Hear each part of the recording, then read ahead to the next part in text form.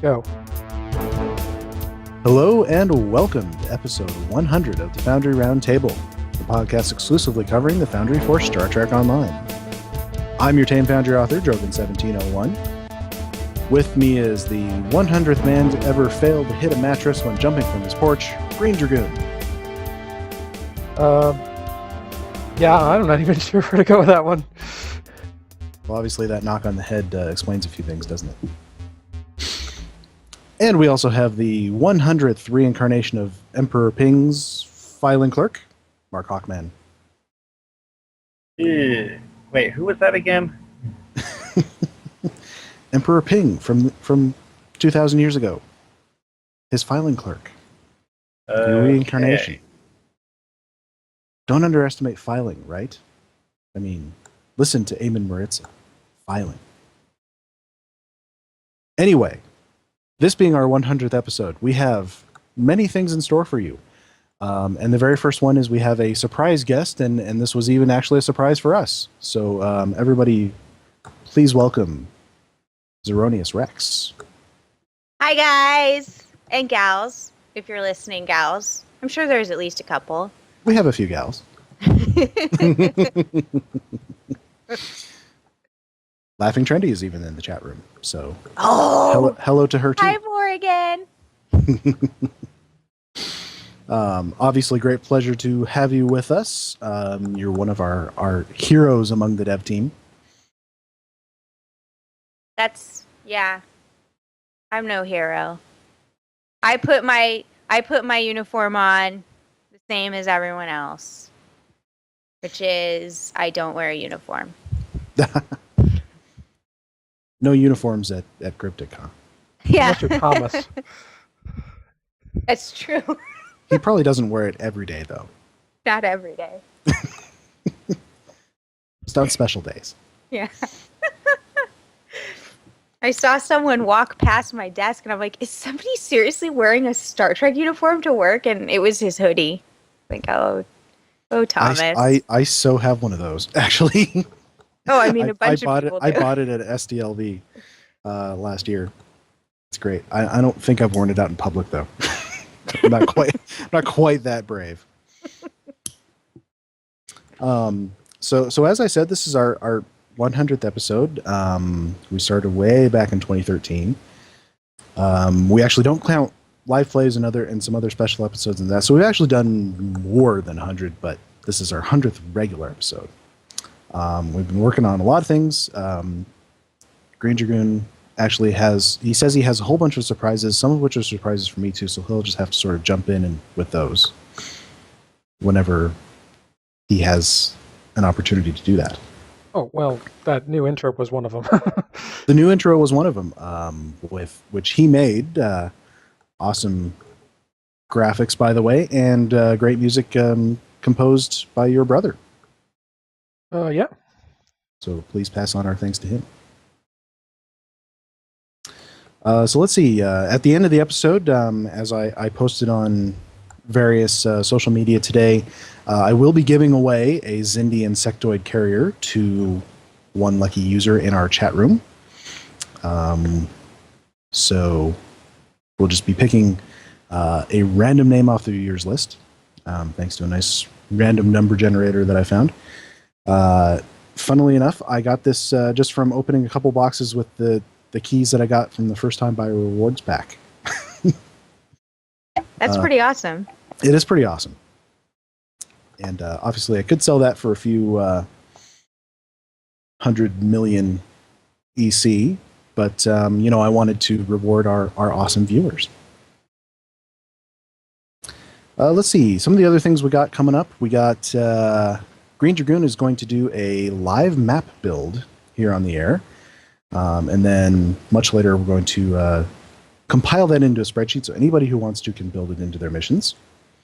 I want everybody in the chat room listening, start thinking of suggestions for us now. So when we get to that, you've got some stuff that you can be thinking of. Obviously, the editor right now is a little bit iffy because we got the artifacting bug that's affecting the 2D editor. But we'll be able to get the map started, and then Dragoon can tweak it later. Let's see. So beyond that, we have some other news to cover before we start getting anything else. There's a few other bugs going on with Foundry right now. One of them actually got fixed, which is awesome. We have the helmet options were not appearing on male characters. That was a game-wide thing, also affected the Foundry character creator, but that got a game-wide fix. So we are definitely happy to have that back. Zero, you can attest to this and give us some information here. We had the thing with ESD was not publishing, but you know what's going on there. Yeah. I just checked in a fix for that last night, I think it was. I don't remember anymore. Basically, the deal is space is big. No, mind-bogglingly. But the map was huge, and so when it went to try and create the beacons, which is the process that starts at about 50% publish, it freaked out and said, "I can't do all that." And then it tried, bless its heart, and failed. And so that's why it wouldn't publish. So I had to, do some magical things behind the scenes, put a big volume, which you guys would know. They're like, we have those in the Foundry. I forget what So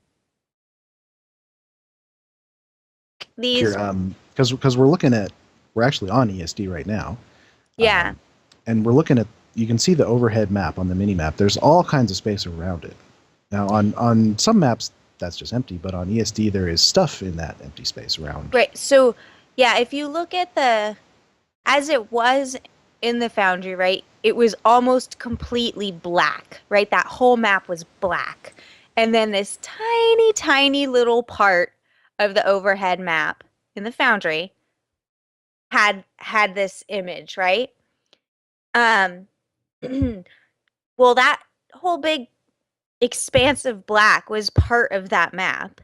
And that's too much. So what we did actually with the map that you see when you're playing the game is we just said, don't use our normal map picture technology magicness. Instead, replace it with this image that we're going to provide for you, which is what we did there. That's the image that I think Thomas the Cat probably drew. So long and short of it is, well, no short now, it's too late for that. The map is, the area that you can place things is smaller, but not by a lot. You can get to all of the area that you can get to as a player. And wow, look, it's Rogue Enterprise. He's totally famous in the chat. Sorry, I just kind of like a magpie there. Anyway, so you can get to all the normal playable part and then almost all of the like big, huge, empty space in the middle where the ships usually fly. So I had to put some bounding boxes in there so you can't get all the way to all of the edges, but it's still a really massive map. But now it seems to work. We're going out with a slight bug, unless I can get it fixed for next week, which is that the map where like the shuttle bay is, that whole huge area is still all black. But I'm going to try and get that fixed. It's something I have to get help with because I don't know how. Well, obviously it's an insanely complicated system and a very complicated thing, it seems, trying to get a map into the Foundry and have it all work correctly, especially with a complicated map like this one was. Yeah, it would. The funny thing is, it would actually be easy if we developed our maps differently. Like the way we generally work, we have art and design working at the same time. And so, which is better, right? It lets us change the map in real time. Like, oh, okay, this layout isn't quite working. If we move this over here, that'll work with the mission better, which is, we actually had to do that in a major way in Blood of the Ancients. But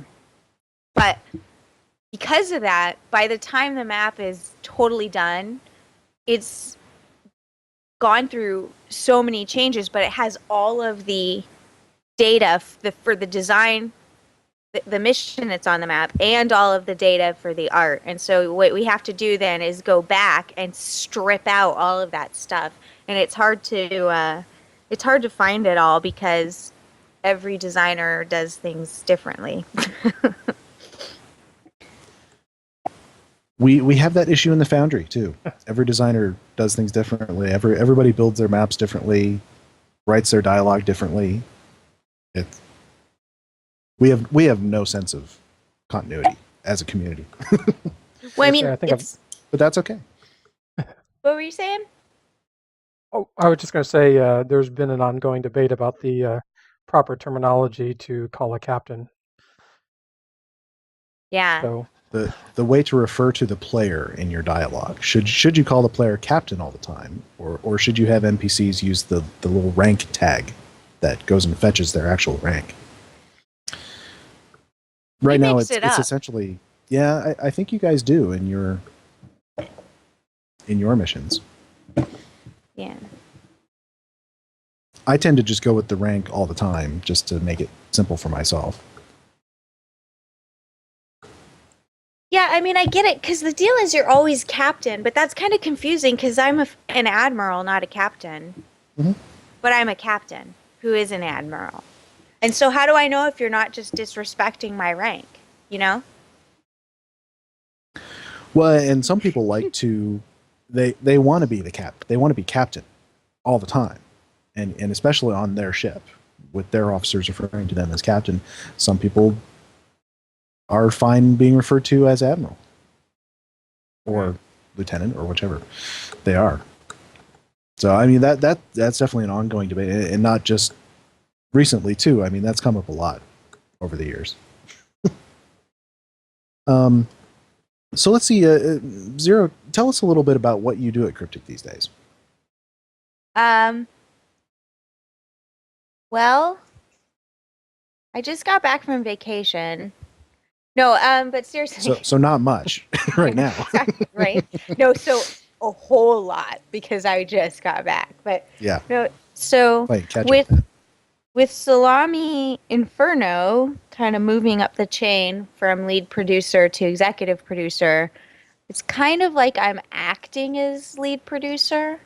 So I'm the producer for basically all of our teams except for ships.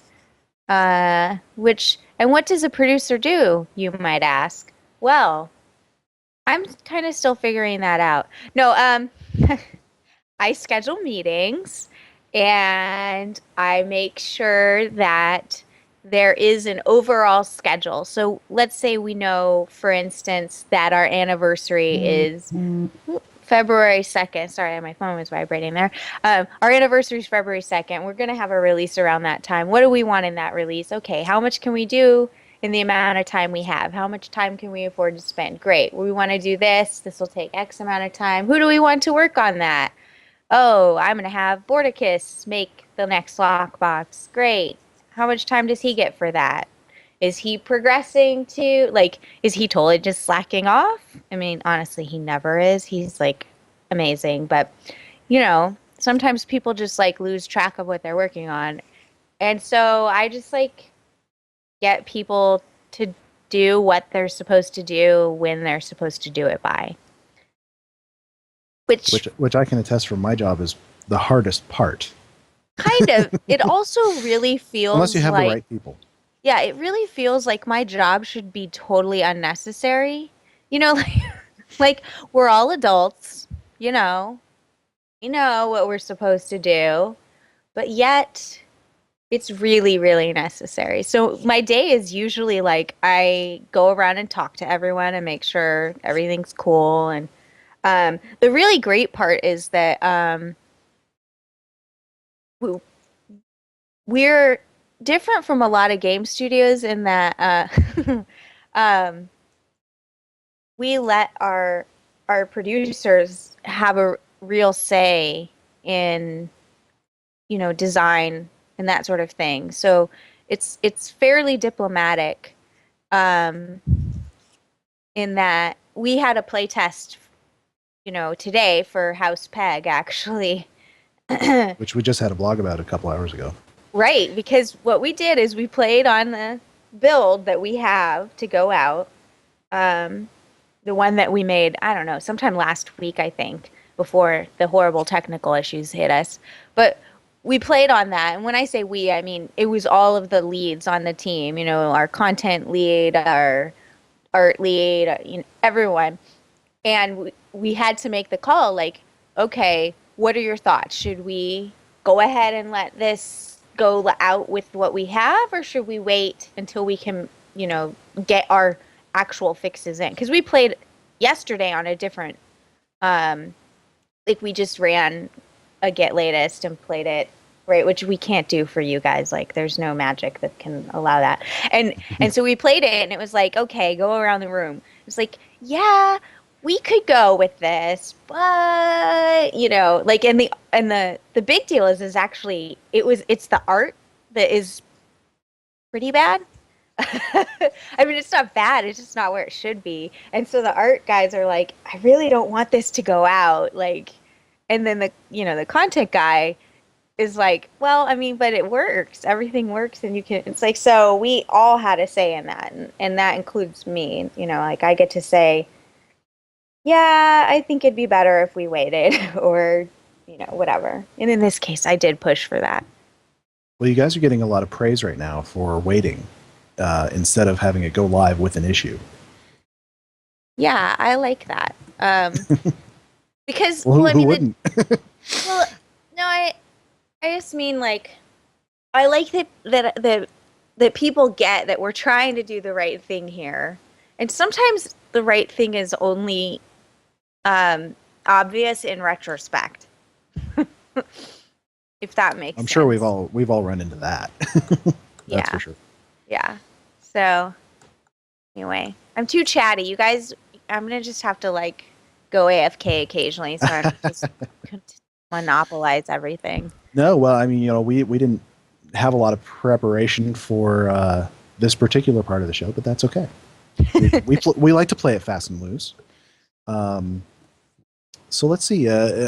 One of the things that we like to do is talk a little bit about what each of us and whatever guests we have been working on lately. So that's obviously what you've been working on. So we'll go around the room and see what else everybody's working on. So Greendragoon. Well, I've been putting an awful lot of time into that intro you saw, and as well as a little something else for the end of the show. In fact, I was working up on it until about 20 minutes ago, or 20 minutes before we started. Working all the way up until release. That sounds about normal for content producers, right? Sometimes, Well, it's one of, depending on the system you're working under. I've kept tweaking things.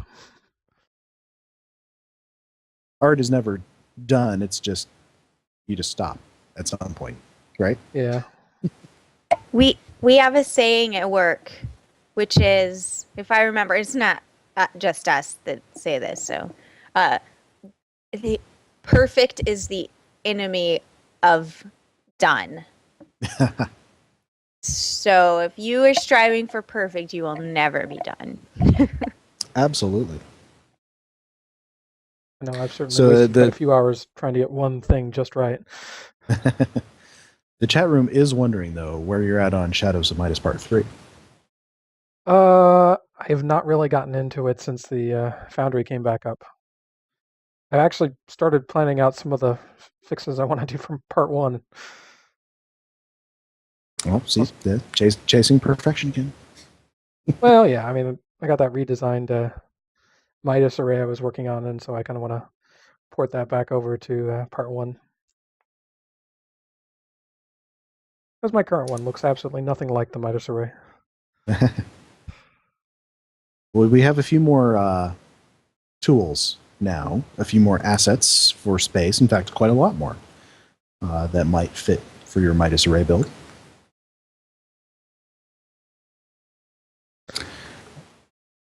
All right, Mark, what have you been working on?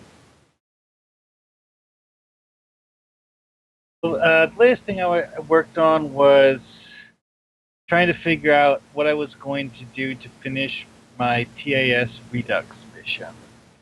Because I realized halfway through making it that while I planned out the first part of the mission, I hadn't actually figured out what I wanted to do with the second part of it, and that's actually the reason why I stopped working on it.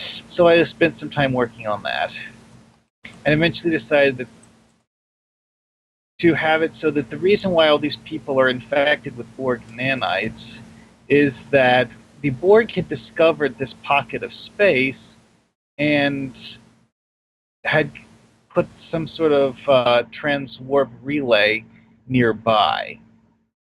They hadn't found the transwarp relay yet, but little bit, and the Borg had abandoned it for some reason or other, probably because of the fact that this pocket of subspace makes their little communication thing not work. But anyway, their connection with the collective. Yeah. The idea I was working with is that due to the way that the laws of physics in this pocket of subspace are different, it makes it so that Borg can't connect to the collective properly.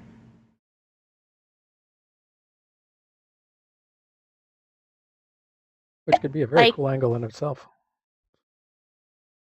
Like, is it like a weapon, or more like the vinculum? Well, what it was is that the Borg had built this thing in its subspace pocket that was basically a transwarp relay. But after a while, all the Borg that were working on it just kind of fell off the collective, and then the Borg decided that region was unsuitable until they found a way to counter the effect and left. It's interesting. But there were a bunch of bits and pieces of Borg stuff floating around, and so some of the people got infected with Borg nanites. I should point out that this is a follow-up mission to the TAS episode Time Trap, in which the Enterprise finds this pocket of subspace and a bunch of ships that have collected over the centuries that formed a colony inside. Yeah, one of the ways that the laws of physics are different there is that people don't age, and apparently they don't need to eat either while they're in that pocket of subspace.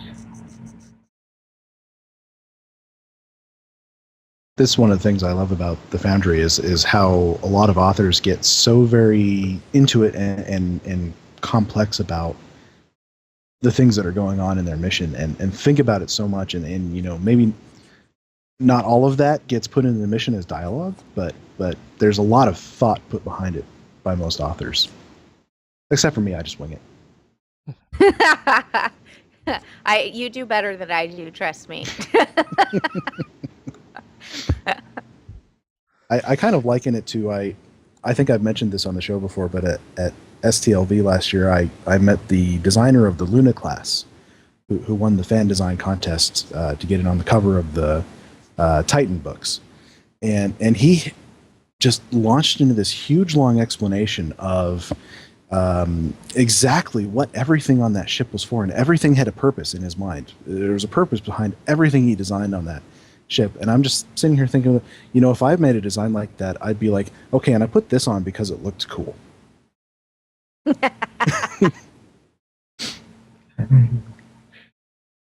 Just how I designed some of my maps in the Foundry. So I can tell everybody what I've been working on, which is my mission for the Iconian War Anthology, which for anybody listening in who doesn't know what that is, we've started kind of a collective Foundry project to make all kinds of missions telling all sorts of different stories about the Iconian War, which of course is the main plot thread that we are in at the moment in the game. We thought we'd have a great opportunity to tell even more stories and expand on what Cryptic is doing in ways that you guys definitely wouldn't have the time for, but we do. So my mission is going to be you go to a remote outpost that's under construction, and obviously it gets attacked by the Heralds, and it's going to be sort of a Bastogne World War II hold out until you're rescued kind of a thing. And it was great because actually before season 10, I had the main map built, so I don't have to do much of that. It's just the laying in NPCs and putting down triggers. There's going to be a ton of trigger work, lots of explosions, going full on Michael Bay here with the explosions. And I've got the script all the way written, which is great place to be in. So right now I'm just fighting my natural laziness to try and get it done. I've got a 3-day weekend here coming up because in America here it's Memorial Day weekend, so hopefully I will be able to make some good progress there. But we've had a lot more missions published for the Iconian War Anthology. I've got the full list here. Last time on this show we played Rise of Mol Rihan by P. Sutherland, which we greatly enjoyed. And let's see, the other missions are Fall of the Fekleri, if I'm pronouncing that correctly, by SM12905, which is KDF mission. We also have Glimmer of Hope by ZeriousRex. Catastrophe at... Perhaps that person's username was inspired by you, I don't know. Probably not. Could be you using a fake name. It's supposed to be pronounced Zionist. Zionist. It could be that. I'm probably butchering a lot of these names.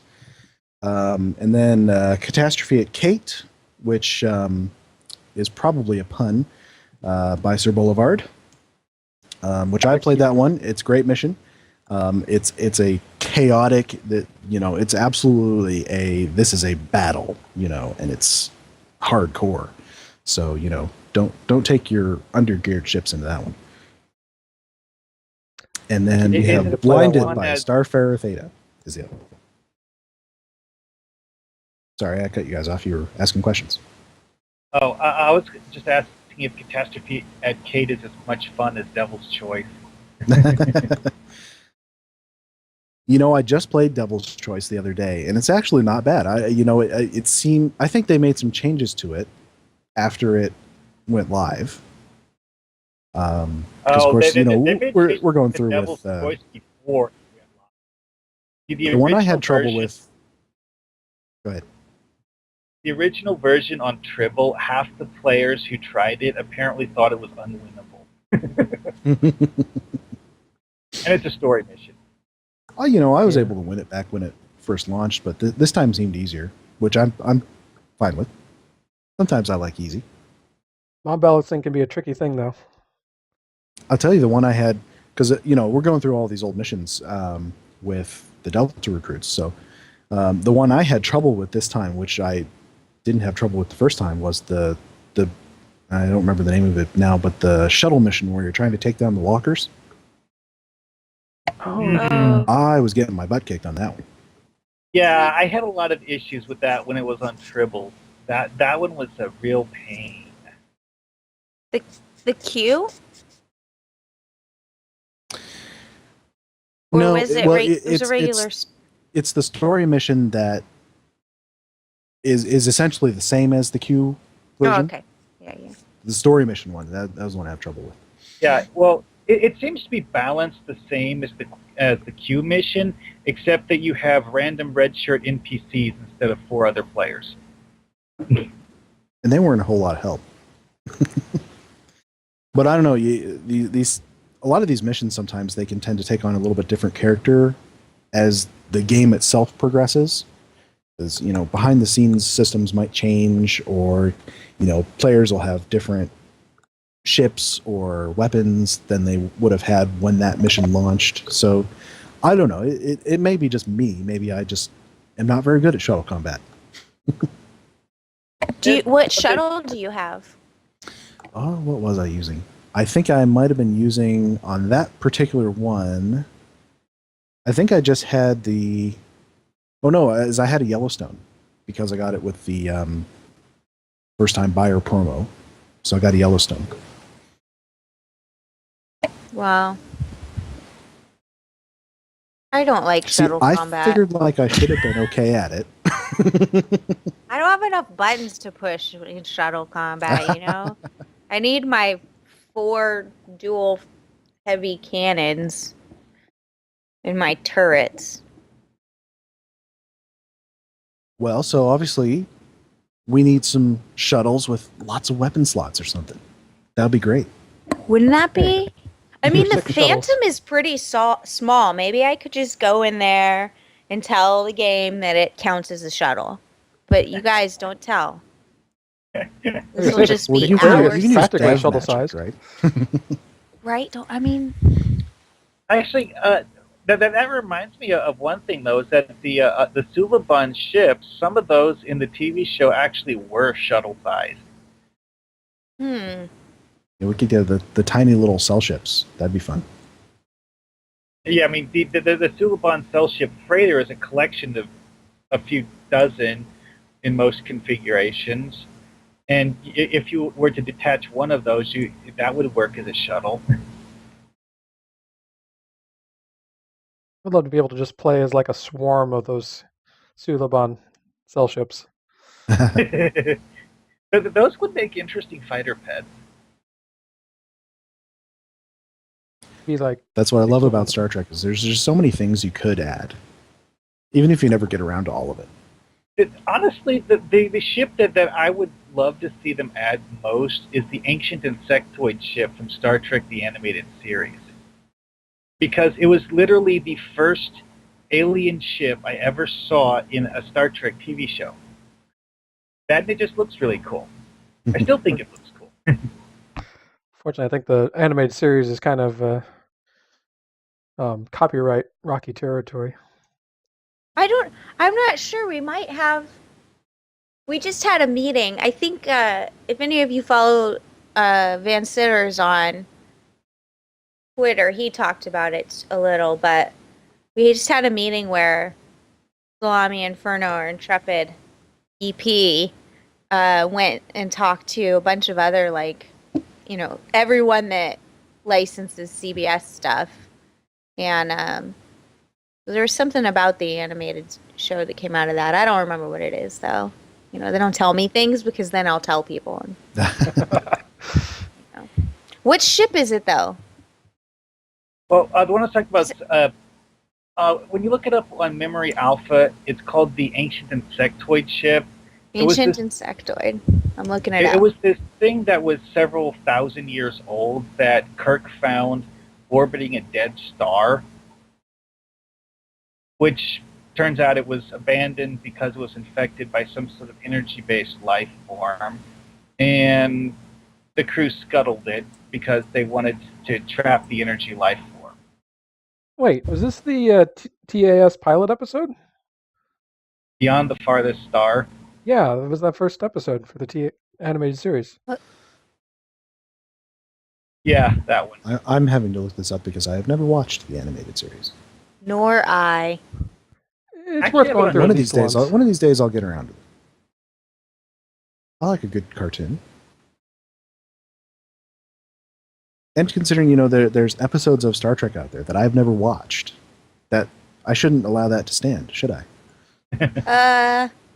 I'm okay with that, but then I think most people know exactly how much Star Trek I've watched, so. Now, there are a couple that I might rather forget. No, are you kidding? That episode was amazing. I mean, all until the very last scene when they leave their poor babies behind, oh, that just never happened. That is not cool. And so I really, really, really, really, really, really, really, really, really want to make an episode for our game that's what? We just came across this planet, and hey, these seem to have readings from humans, although they look kind of like salamanders. Oh my gosh, it's a whole planet populated by the Janeway Paris babies. You heard it here, folks. Season 16. I just went off a little. Super intelligent salamanders. Yeah. The spawn of Janeway in Paris. You gotta understand for Star Trek Online or Heroes. I don't know. Every time we're talking about lockboxes, every time, and we think, oh, should we put a pet in them? We like those cats, and I'm like, oh, I got an idea. Salamanders. And the deal is, Gecko almost falls for it because, you know, he likes geckos. And I'm like, sure, we'll make a gecko version. And it's so close to getting the warp salamander. And then somebody says, oh, she just wants those warp salamanders. And they rained on my parade because he's like, no, I hate that episode. Anyway. You know, I actually just watched it not too long ago. I didn't think it was that bad either. I'm telling you, it was. Yeah. It's not one of the. I liked it more than the episode after it, which is the one with like the clown and like they're with. The fear clown. I don't know. Yeah. I hated that one. Lord likes that one because of the way that the evil clown acts at the end of the episode when you see in his eyes that he is utterly terrified of Janeway. As he should be. The Thaw is the name of that episode. Thank you, Bazag. The reason why I mentioned the ancient insectoid ship is because it would be something that would be like a natural fit for something similar to the MVAE because it has those pods that are connected by tendrils. You could like maybe detach a pod and have it working like a pet or something. Anyway. No, yeah, that is definitely a strange looking ship. But strange is good. That was kind of We're the out here key in the thing about stars. It's TAS aliens. is they were kind of free to do strange. Yeah. Well, I mean, with TAS, they could put anything on screen that an artist could draw. I would argue that the TAS is actually pretty fertile ground for Foundry missions just because there's a lot of things that they would touch on but not really have time to go into in a half-hour episode. Yeah, like they had that episode with the Aquans, where, you know, it's this planet of fish people. And the other thing with that episode with the Aquans is that had a kind of like a weird little genetic engineering sort of aspect to it because the Aquans had this serum they could give to people to turn humans into fish people. I was kind of surprised that nobody's made a Foundry mission off that. Especially now that we have underwater. We have underwater now, which is awesome. Mm-hmm. Yeah. P. Sutherland is saying we need an evil clown STF.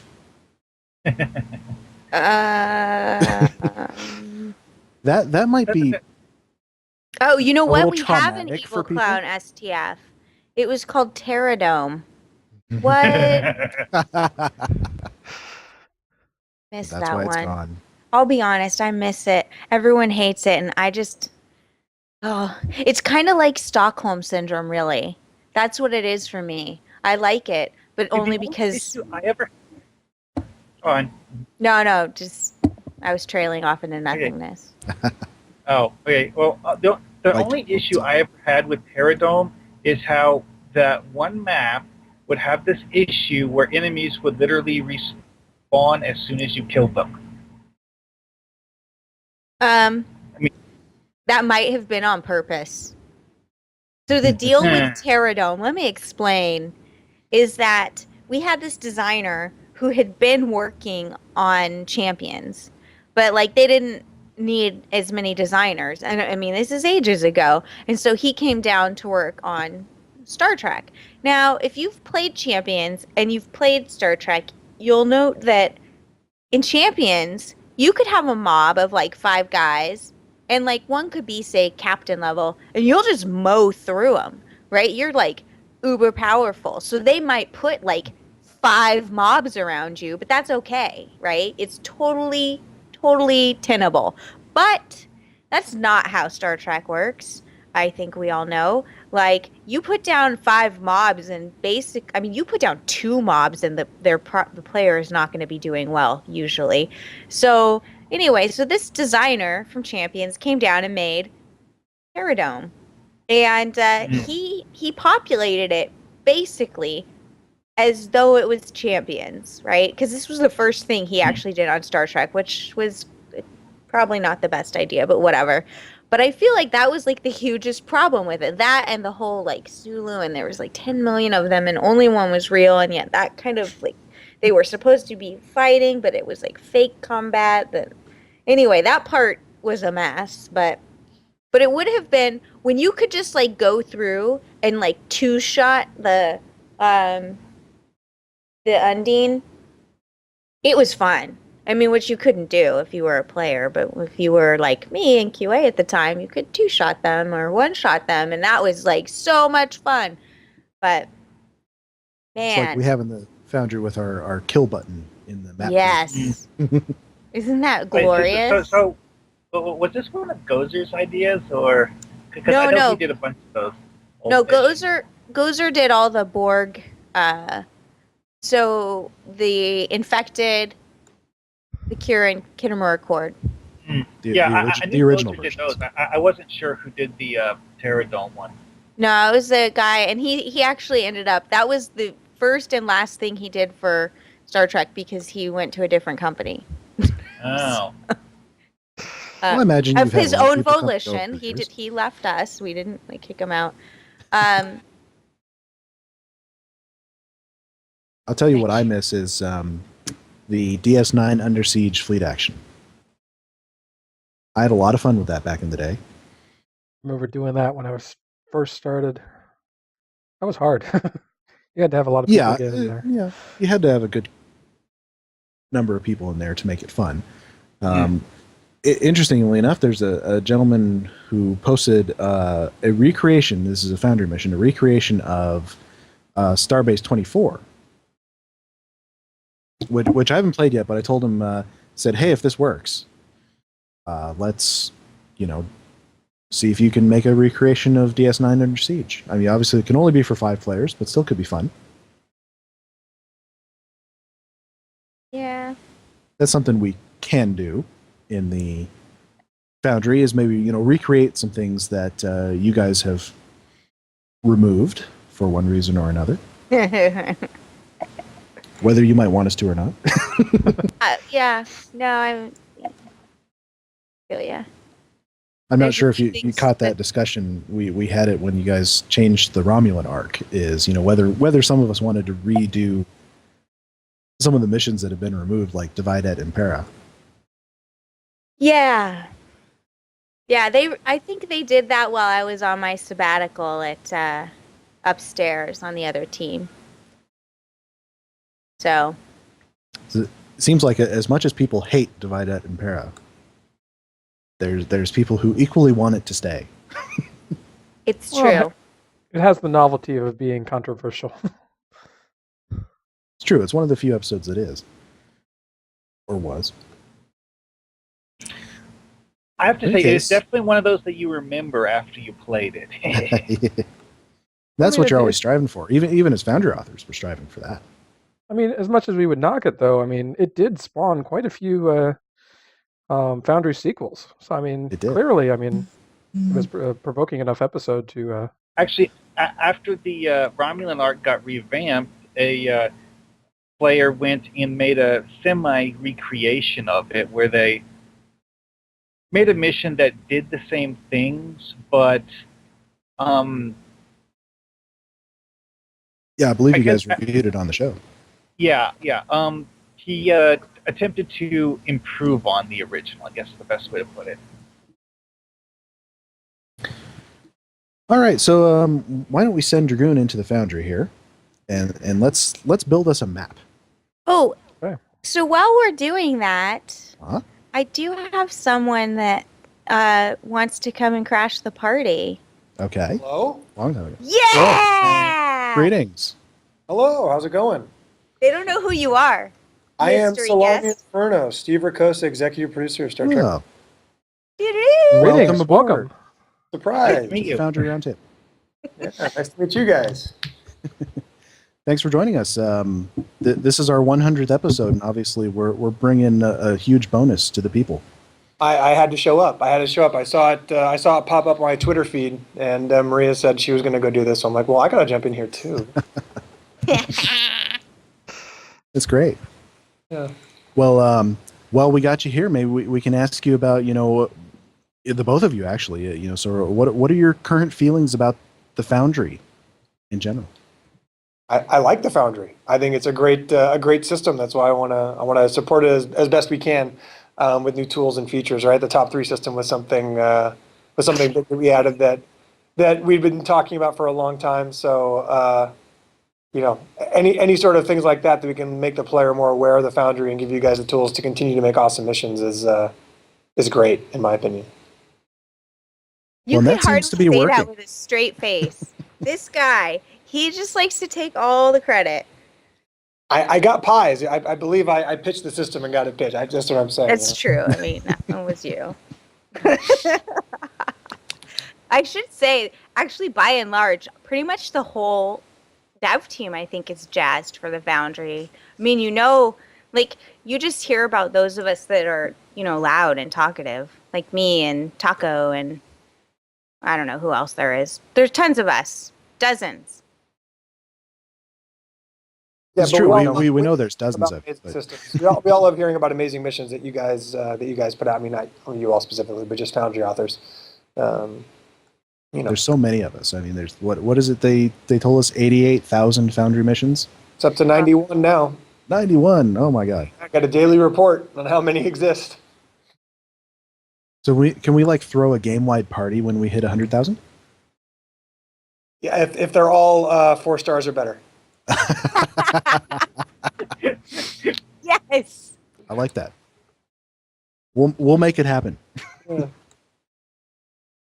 Oh, man.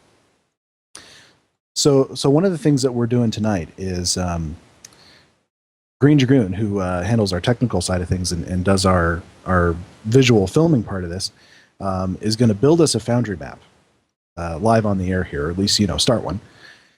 So we're going to ask the chat room to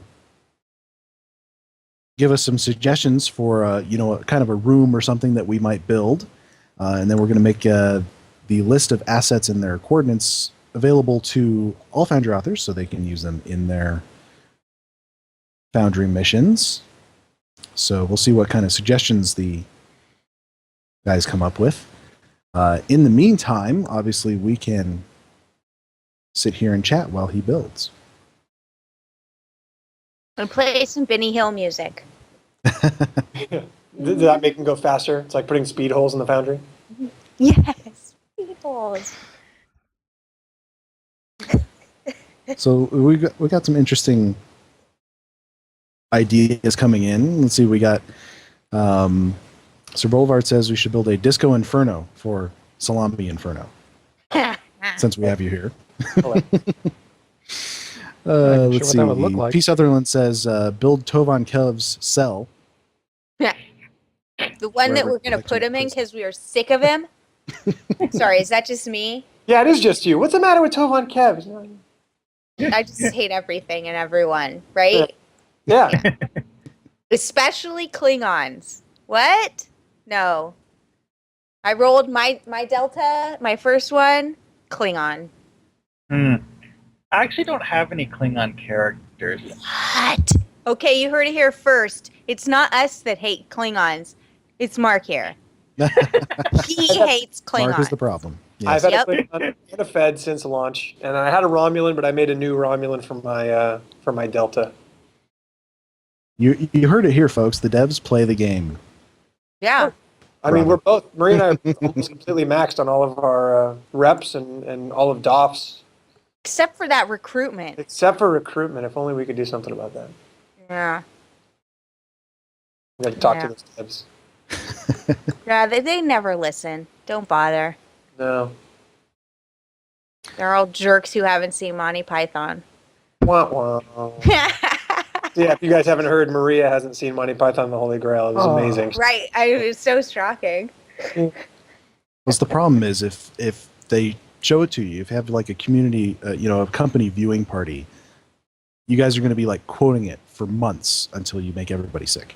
Well, Yeah. so the deal is actually, I have a copy of the script on my computer. So it's not me that hasn't seen it, but I only make jokes about it because we don't discuss the relative amounts of Star Trek that we've watched.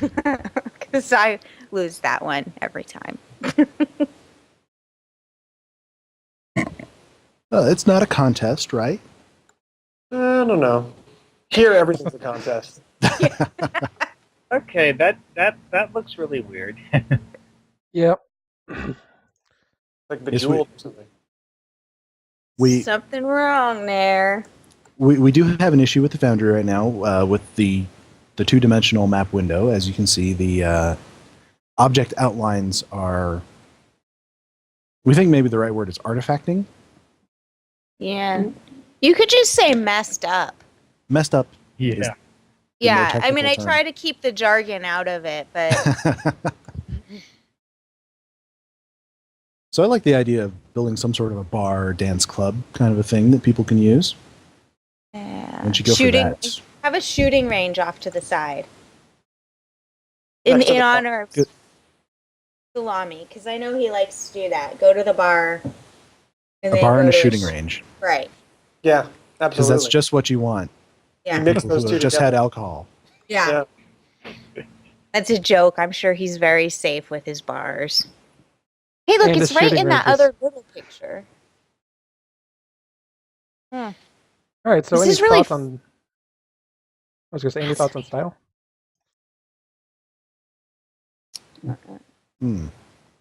Style. We don't know very much about style. We're not very stylish people, except for Zero with her awesome hair. Right? I'm trying. My fight is still to get this hair in the Foundry and in the game. I I've want seen- multicolored hair. Multicolored. her We'd love paint. to have that. You've got pink hair is close enough. No, I mean having multicolors, like stripes in your hair. If only the, You You guys are actually getting do that close, with the though. punk hairstyle. No, If I o- know. The punk isn't stripes. It's like a gradation, like layers. I want like a Oh. stripe. if only you were the producer in charge of the character team. If only, right? Yeah.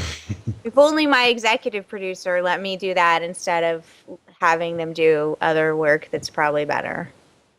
Hey, Champs has Yeah, God, we multicolor can't hair. even talk about the work that the character team's working on right now. That's also I know. Super serious.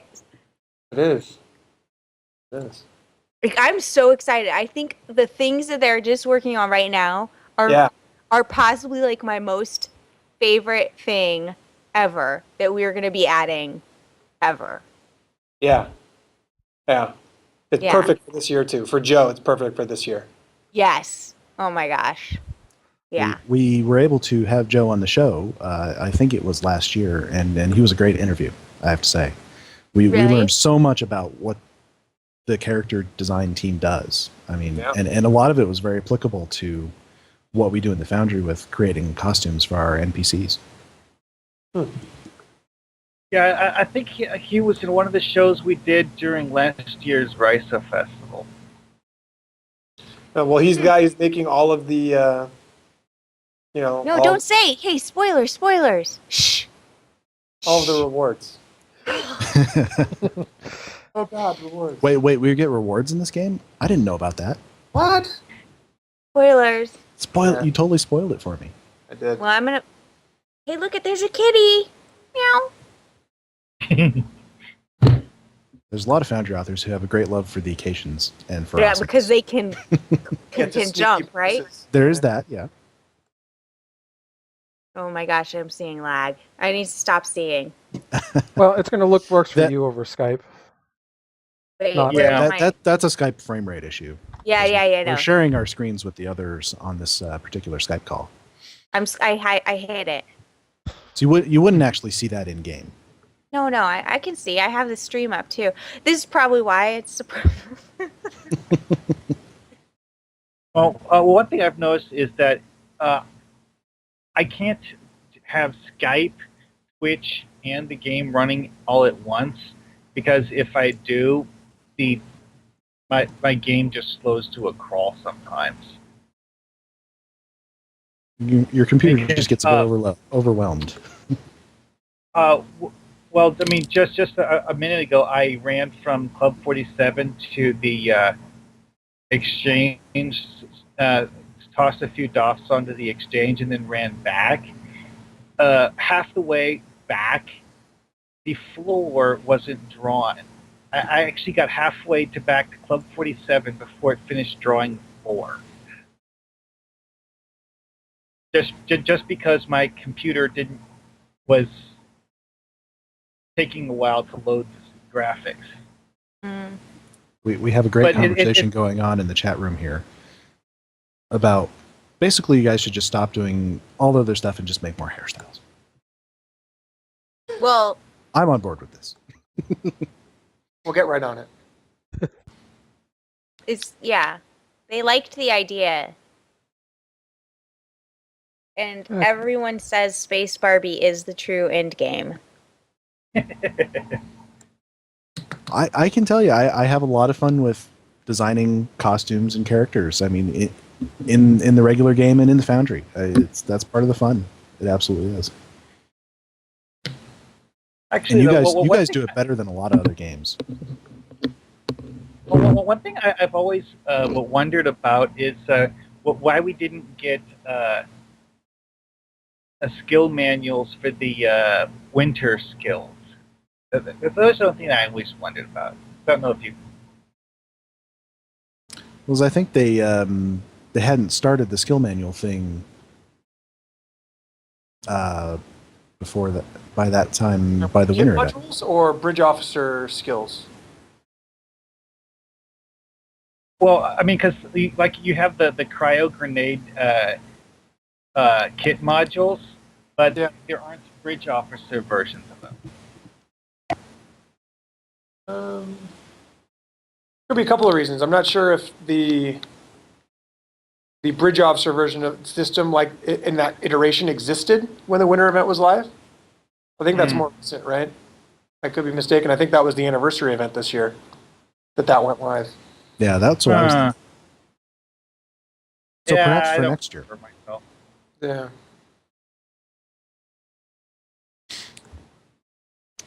So, Stephen, can you kind of tell us, give us a little bit of behind-the-scenes stuff on Season 10. How did you guys come up with all of the different things that went into this latest release? So we tend to plan pretty far out, usually a year to 18 months on, high-level storylines and features that we want to see in the game and the direction we want to take it, and then we kind of build everything towards it, right? So we knew that we wanted to get to the Iconian War. So how do we get there, right? So in Delta Rising, we brought it back up with the Vaadwaur being another, servitor race, kind of similar to the Tal Shiar. And then we worked every piece of story content leading towards that. And then along with story content, episodes and cues, we try and come up with good systems either to play or to fix, right? So you get things like the bridge officer system getting fixed, or sector space, right? Like, let's finally do it. Let's finally redo sector space. And so we sit down and brainstorm all those ideas. Even looking back at Delta Rising itself, right? In Season 8, when we introduced the Dyson Sphere, before we even thought of that, we said, well, we want to do a Delta Quadrant expansion. How do we get there? How are we going to get players 70,000 light years away? And so that whole arc, everything we did with Dyson Spheres, everything in between, was all built so we could have that expansion, over a year later, which is kind of exciting. Anyway, once we kind of figured out what we wanted to do story-wise, we sat down and did brainstorms with Gecko, lead designer, Sam Wall, lead artist, and sat down and kind of planned everything out. What could we achieve? What could the team do? What kind of story do we want to tell? What kind of features do we want to have? And after everything's planned, we start building out design docs, and then we start including all of the people who actually implement all of this stuff that we're planning. And they pitch to us, based off of what we give them, pitch to us what they actually want to do, and then we just get to work, and everyone starts cranking on it for a set period of time, and goes into QA and tests, and on to Tribble, and then out to you guys. It's an involved process, but we've done it, I guess that was 10 times for 10 seasons, and that doesn't include the half seasons or expansions. So, that's pretty much the long and the short of it. Which that's right about where we are in the process right now, is sort of the half season mark, where you're adding things on to what you did in Season 10. Absolutely correct.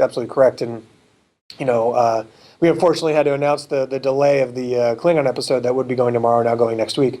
But For those paying attention, that would mark the third continuous month in a row that we've got a new episode, and that doesn't appear to be ending anytime soon. So hopefully that's something that you guys are enjoying and the players in general are enjoying.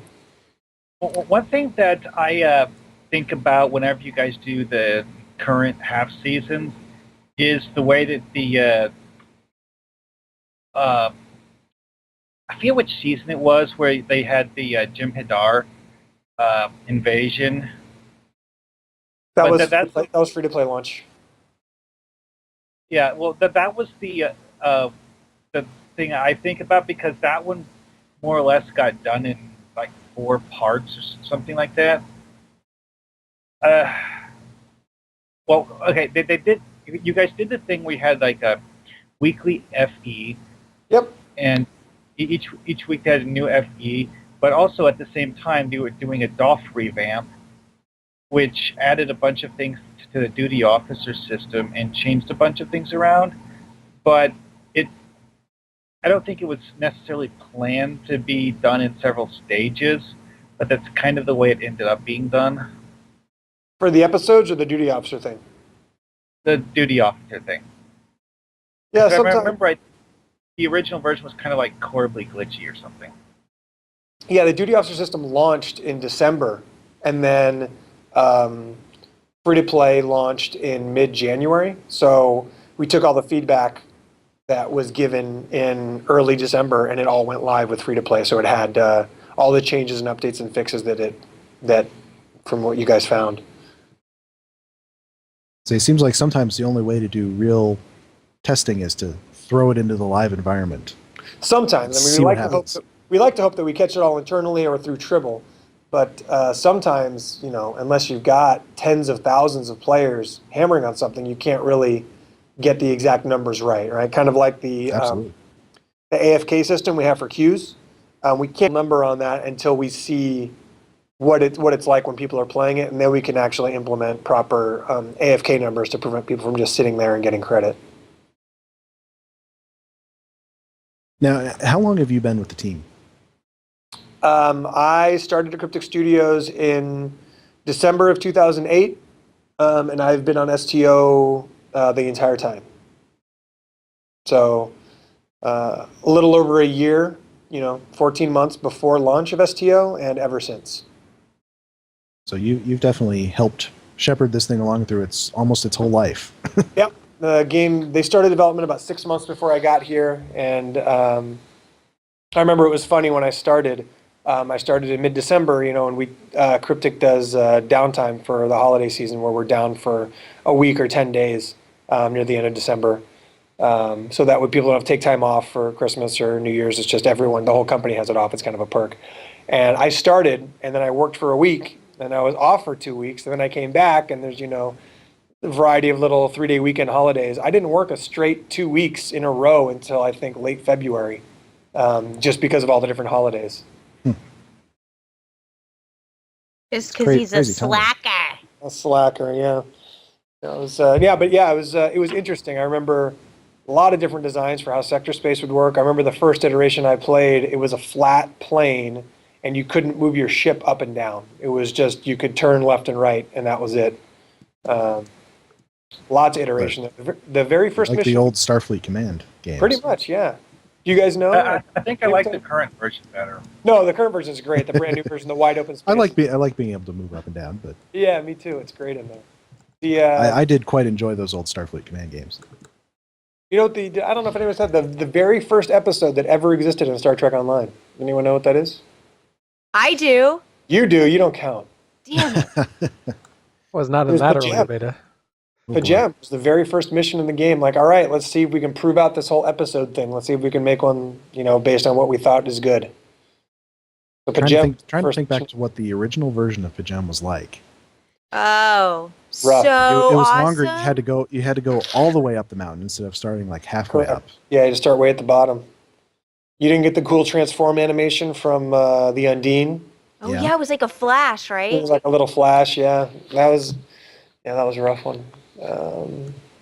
Other than that, it's not terribly changed. We just kind of cleaned up some of the flow and started shaved off about 10 minutes by start. With the original version, you didn't even start on Vulcan and pick up the ambassador, right? And then get the That's cutscene right. flying over and No, landing. you started at Earth Space Dock. Yeah, and you picked up And the you guy talked there. to that schmuck over in the promotion place. Talking about Malcolm Admiral Sissel. Quinn. Yeah, Malcolm Sissel. Malcolm Sissel's for Oh, Azura. that's Azura. Azura. Just It's okay. forget You it. haven't been with the team as long as I have. It's not a big Right. Yeah. Not quite. deal. Yeah. Actually, he's still Almost there. But half, of the almost half a people- decade. Wait, but of the people that, like, of the QA people that were in the company then, that are still with us, I was the first to go over to Star Trek. What are you talking about? Oh, So, like, from behind the scenes, the most of QA, because Champions launch was like September 9th or 6th or 3rd or something. And there was a huge number of QA people, and we were frantically working to get that tested. I shouldn't say frantic, but it kind of is.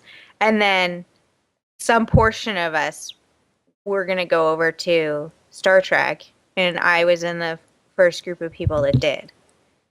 yeah, one of the first. I don't think. Well, there were some people ahead of you because I was the first QA person on Star Trek, and then when I transitioned to production, I had to train up a bunch of replacements to just try their best to fill my shoes. Yeah, As that best as didn't it work. could. That didn't work very well. No, it did not. It did not. Got rid of all of them. Yeah. That's not true. So Yeah, since you guys have been with the team for so long, maybe you can kind of tell us, how did the Foundry come about? How did the decision get made? Let's put an editor in there, a mission editor. That was actually Stephen D'Angelo's baby. That was his hope and dream for the game, and that was something that he worked really hard, and Maria definitely worked really hard, and some programmers over here worked really hard to get into the game over a significant period of time. Maria could give you far more details than I could because she was in it from the jump, but it was Stephen D'Angelo's baby. Yeah. Basically, I don't know. I wasn't there from the very beginning, because at the very beginning, it was all the people that worked upstairs, essentially. They're the guys that do the programming for regular editors and for audio and physics and all this other random stuff. And but the moment I heard about it, I'm like, this sounds really awesome. Like, I want to be a part of this. And so they needed someone doing QA, and I basically hijacked it. I just said, okay, I'm doing this now. And so, I mean, I think it probably goes from the moment that we thought we were going to make Neverwinter, because, that sort of thing is just part and parcel with D&D, right? You have to be able to write your own stuff. And so Especially previous Neverwinter games were very big on that sort of thing. Right. And so the deal is D'Angelo's a huge Trekkie.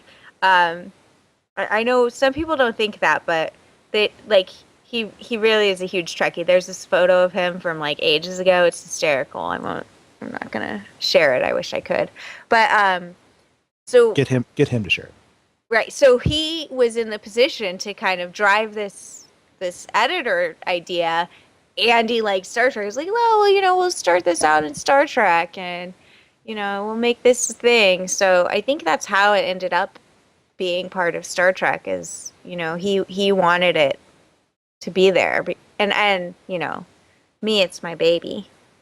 I mean, when you were just talking about, you can't really tell user flow until you get it live, right? Definitely getting it on Star Trek first and then seeing everyone's feedback and all the adjustments for the UI and it's a huge system. You wouldn't want to launch a game if you could avoid it with that system without, if you had a test bed, it's the way to go. So very fortunate for us that it's something we got to get first. Well, it's something I know that I think has kept people in the game and brought people back to the game, because that's me. I had let my subscription drop for several months until I heard about the Foundry, and then I was I'm resubbing And I immediately started writing and outlining a script without even knowing anything about how the editor was going to work or anything like that. So I think it got a lot of people excited. Yeah, it's Yeah. great. And gosh, I'm that was always excited. 4 years ago.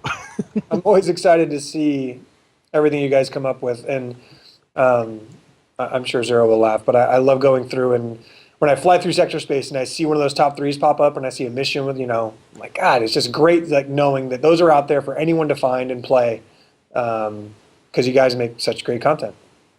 So how did you come up with the top 3 system? Something we'd all been talking about back and forth for a while, but it's something that, and again, Zero will probably laugh. This is something that I kind of made my own. It's something I'd been pitching for a couple of years. It's like, this is something I'd really like to do. I think it would be great for the Foundry to really get it out there, because it was kind of buried, right? You had to know where to find it. You had to know what to look for in order to play a Foundry mission. Absolutely. So, like, this is a way to get it completely out there. I remember back when I first started playing the game, I realized Foundry missions existed by rummaging around, looking at what all the buttons in the mission log do. And I noticed that there's this one labeled Foundry, and I'm like, what's that?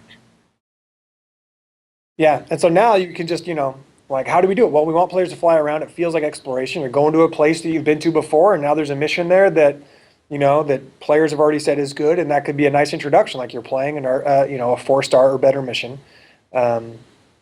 And now that might encourage you to maybe create or just be a little more active in the Foundry.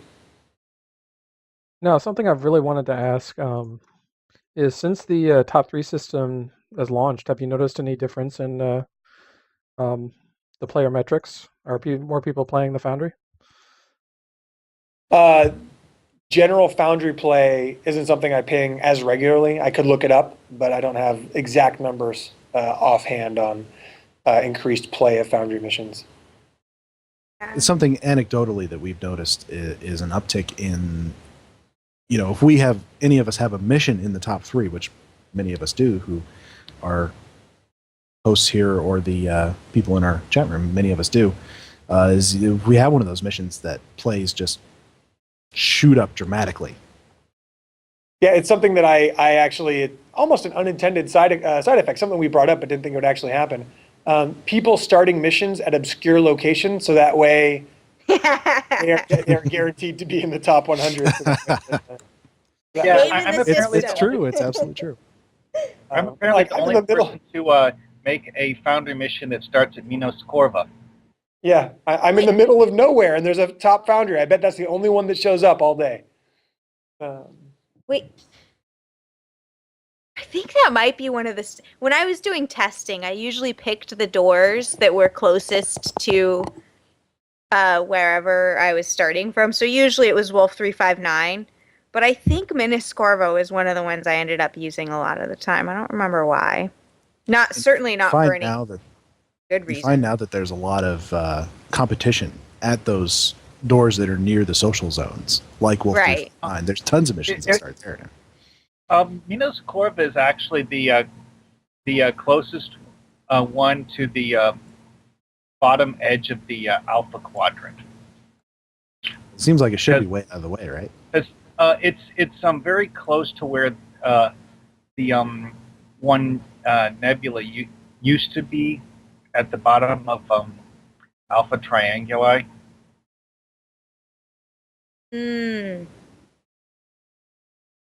I think I can picture that. I like that we made that Minos Corva that Picard got tortured for 2-hour-long episodes. We turned into a Tribble preserve. That's one request. We were talking about how you guys might revamp the whole Cardassian arc, like you've done for the other arcs for the Federation side.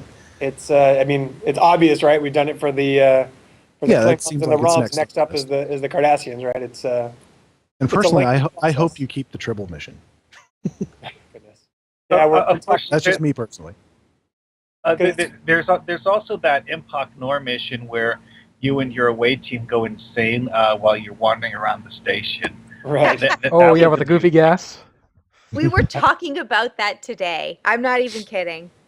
In one of our play tests, they were talking about that. Yeah, it's funny.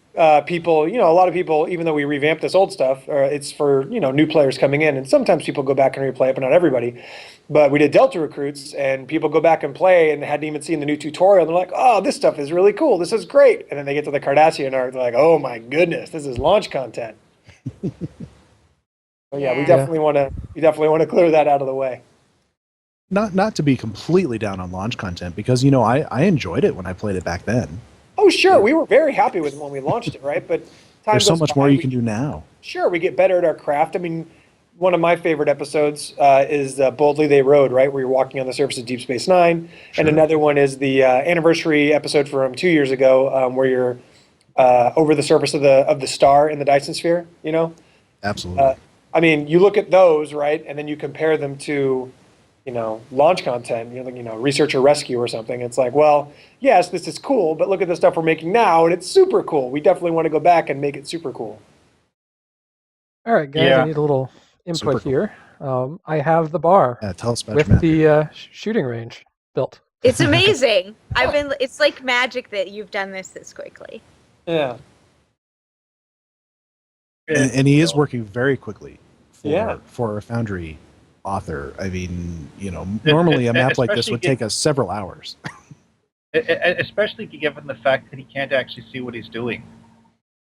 Well, I mean, I've been doing this enough that I'm kind of familiar with what the assets look like. Just making sure I point things in the right direction. Try to gauge distances.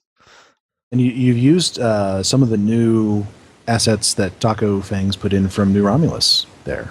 Oh, these things are awesome. I love these things. Oh, those are from the little archaeological sites? The little... Yeah. There's the little dividers, but they're like so useful for things. Yeah. You can walk through them, but they're still great for visuals. Yeah, they draw on you when you run through them, right? They leave a little laser line. Oh. I was doing my Starfleet command map. I had this little like zigzagging pathway at the gate for like the security checkpoint. Do you guys have a favorite Foundry mission or a must-play Foundry mission? That was actually I solicited some questions from the general population today, and that we could answer on the show, and that is one of them. What's your favorite mission? I'd have to go with Mains of Balnar Moon. Although I hear it's a little picked up a few bugs lately. By AliMac30, I believe is his full username. A great author who unfortunately has left for greener pastures, but he really made some fantastic Foundry missions. Yeah, he did. He's still on Twitter. I think he mostly just got caught up in life. That happens. I would have to say my favorite is Shore Leave Under Siege by Johnny Snowball. Yeah, that's a pretty good one, too. Which I imagine he can probably do some edits to now, because we have Beta Z now as a Foundry door. Is that correct? I think so. I think it's one of the new ones. Yeah. I think basically it was like all of them. I mean, as far as all the systems that are in game, we have almost all of them as Foundry doors. I think there's some missing down in Klingon space. There are some, actually, a lot of the ones that are missing Fed side in Klingon space can be used as a Klingon, because you have stuff like Ginalda Station, which is Klingon only, and I'm not sure why some of them are Klingon only, but yeah. Legacy. Well, so a lot of the old systems in Omega Leonis had special functions attached to them, because there were places you would fly to and it would open a PvE or PvP queue instead of being an actual regular map location that had missions attached to it. Like you say, some legacy kinds of things from old systems or things like that might not be playing well with today's stuff. So So we have some responses from the chat room. We have, obviously, Shadow of Midas is a very popular one made by Greendragoon here. And it's part 2. Oh yeah, I didn't mention which one I would Oh yeah, label as my favorite. Kratos Falling by Alien du Jour.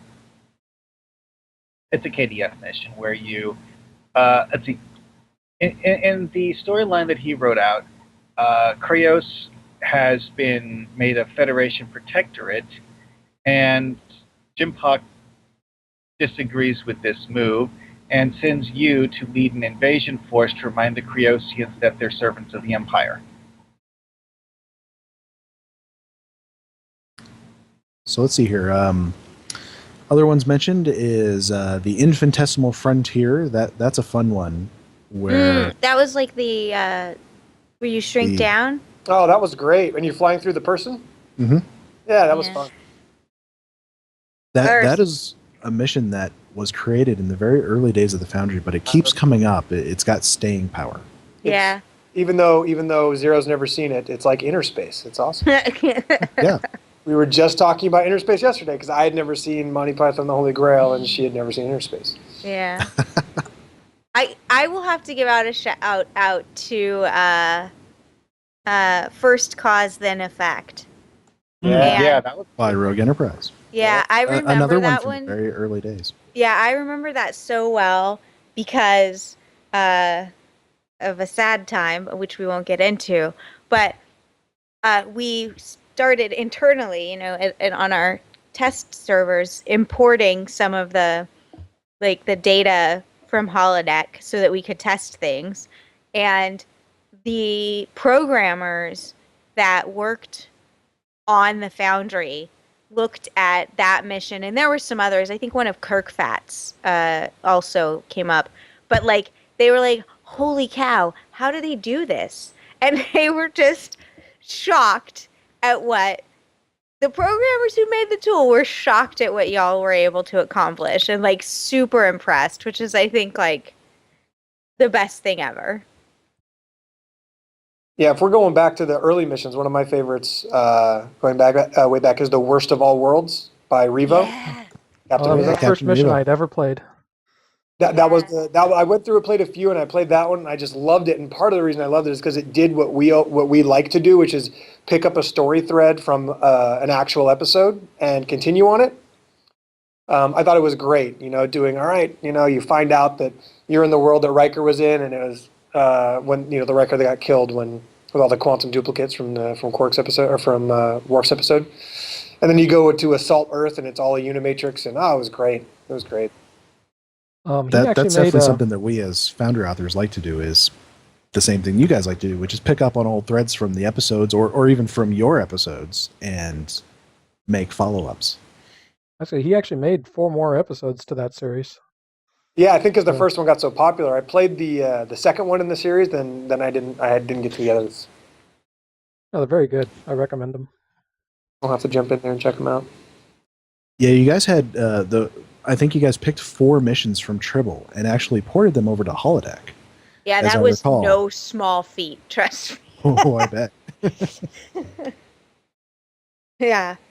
That's what we were all wondering, was whether that was even possible when you started that transition of getting the Foundry live on holodeck. Is we've done all this work on Tribble, could we port it over somehow? But I don't think there was ever any chance of that. No, if I recall, didn't we have to port them over as us as the author? Yeah, that was the fix. If I remember, because holy cow, it's so difficult. The sad thing is I've been trying to get H2O Rat. He has a spotlight mission that isn't republishing because change we made. And it's I'm trying to get his mission republished, but even as a dev, the only thing I can do is basically steal his account, get the login changed so that we can do that. Because, we want his missions back, but it's People think of devs as all powerful, but there's a good reason why we don't have your login information. Right? Like, you don't want us having that, and we don't want that responsibility. So we can't just take that stuff and move it. Well, we definitely hope that you guys like get that one mission. back. You wrote a lot. Yeah. We're very fond of that mission. All right, everybody. I've got to scoot out of here. It's been fun enjoying your 100th episode. Spectacular. Yay! Thank you very Thank much you very for joining much us. for coming. No problem. Thank you very much for having me. I'd happy to come back anytime. All right. Great Well, I'll talking see you to next you. time. Yeah, good talking to you too. And Bye. Greendragoon, I'll see you on Twitter. Take care. Bye, Inferno. So long, Zero. All right, so let's see. We've got this map here. We've got some basics down. What could we add to it? My first thought is the what I like to do in some of my bars that I make is the Starburst FX, or I think that's what it's called for lighting. Well, one thing I've noticed is that some of the plasma stream effects look pretty cool too. What are you thinking? So Exactly? if you want to play around with those. Let's see, what were the other questions that we had from the community? Let's see, that was Finn Cobb from Reddit was the what's your favorite mission question. His other question was, what is your favorite author besides yourself, obviously, and why? I would actually have to go with Clinto Bean. That's a name I've not heard in a while, but yeah. Well, I mean, his missions I played from him were always had such an interesting concept to them that just, very fun to play. Well, I was thinking about this question, and I think from a writing standpoint, Captain P.F. Dennis is one of my favorite authors. He creates some really interesting stories. They're very fun. They often have a good sort of nature to them, and he has great map design. But I say someone even better with map design is the person whose mission we played last time, which is P. Sutherland. Yeah. Creates some fantastic maps. Well, the reason I mentioned Clinto Bean is Clinto Bean is the guy who came up with the idea of having you fly inside a giant asteroid and not only fly around and interact with things, but you also do space combat inside a giant asteroid. That was fun. Which takes a bit to build. I know, because I've tried. And I've not finished that mission yet. Because I have many. Yeah, that's just got to be Unfinished become things. overwhelming after a while. It takes a lot of asteroids to make something big enough where you could fly around in it. Well, one thing I noticed when I was studying the map from it is that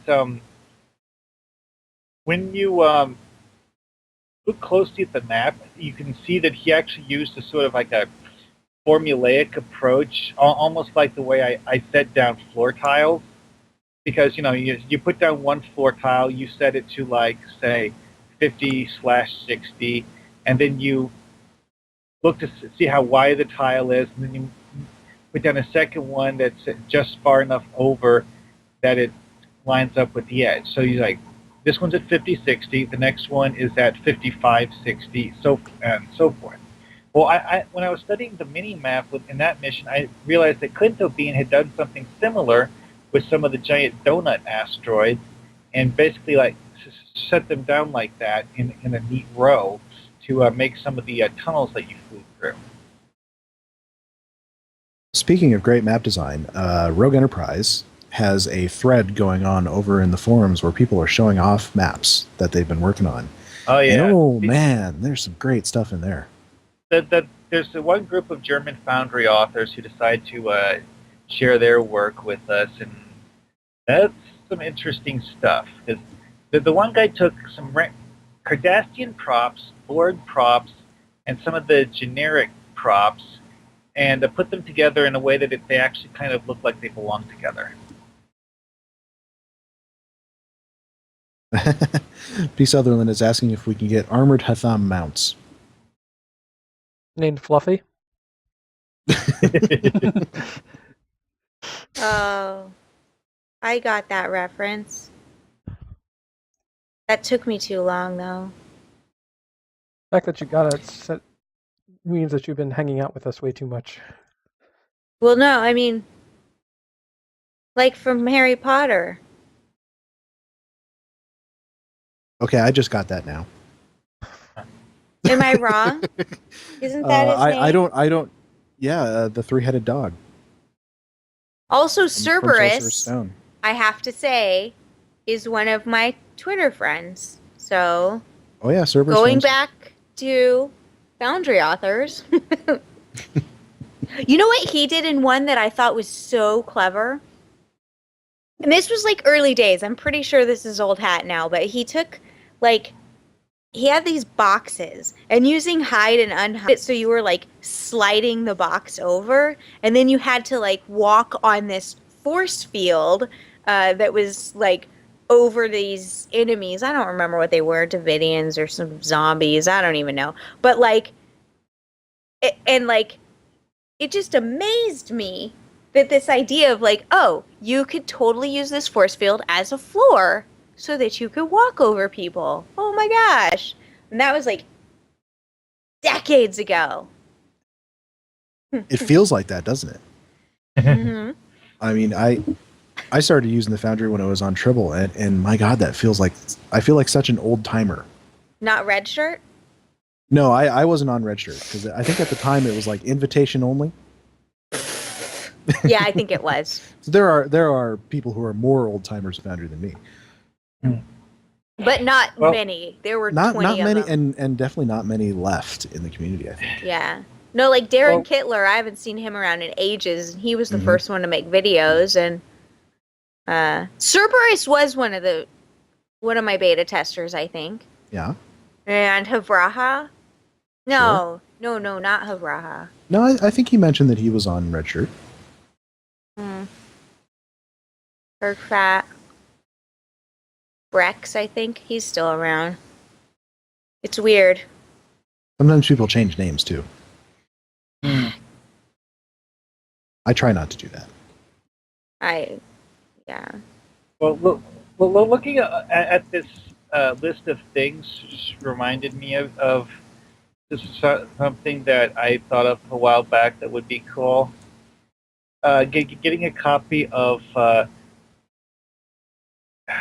what is the abandoned Cardassian station? I keep forgetting whether it's Empok or Empok Nor. DS9. Okay. It's not a No. I was just saying things. Anyways, the reason why I'm mentioning is that the Foundry version of that map is a pretty nice Cardassian interior, except that most of the hallways have these giant stacks of crates in them. I think those were the original mission to kind of control the flow. Yes, I know. The reason why I'm mentioning it is because some of them are to block off access to areas that there is no map, but some of them are just there to force the player to, in the original mission, walk through a room instead of walking through the hallway, which makes it somewhat awkward to use the map in Foundry. So, yeah, it's an interesting idea. I came across this when I was updating Nopada, right? I realized, like, oh, there's these clickies here, like the plants and stuff that were for the mission. And so I took them out. But I was thinking about it, it's like, well, maybe we should start giving out empty maps more, right? Like, remove a bunch of the props and let you guys place them. Because it then makes the map more versatile. Like you're talking about these crates. There is with things like crates, sure, yeah. There is a slight issue in that so in order to make it so that your servers and game clients don't freak out and try and draw too much, we have to put things in that are, as we say, viz blocking, right? So we can't have like, where do we have to use this? Oh, say on like, imagine like facility 4028. If we had all the doors open so you could like see from one end to the other, that would just kill your graphics budget. So we have to have like closable doors, right? That kind of thing. I understand Sure. that. So sometimes that's what happens with the map, but it's the reason why K7 has squiggly hallways. yes, yeah, that kind of thing. But I think the other thing is we added most of these maps ages ago, and at the time we didn't.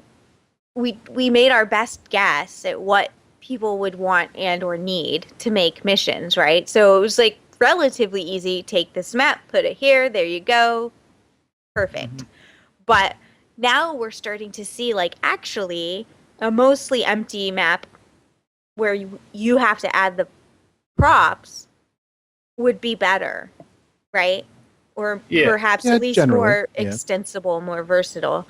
So I think generally speaking, you can see like a Tumor Boy, he's the one that adds most of the stuff, or Taco Fangs, whichever name you know him by.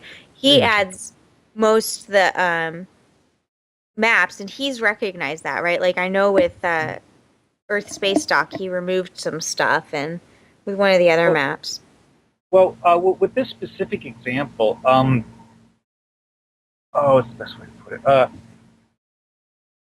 It's not so much that you would need to have an empty map, but just pick out the crates that are stacked everywhere. I mean, no, exactly. Having props, all the furniture baked in is great, because I'm not sure we actually have all of those different kinds of furniture as placeable assets anyways. And even if we did, that would be a whole lot of assets to place on the map. But it's the thing with the crates that's really the most annoying is that in the original mission that this was created for is that they're giant walls that make it so you can't even go through the hallway. That was really the thing that was kind of annoying about it. So we have a couple other community questions here. So let's see if I say this correctly. FiberTech Cypher from the forums asked us, what is your first step in your creative process for coming up with a good Trek-related story?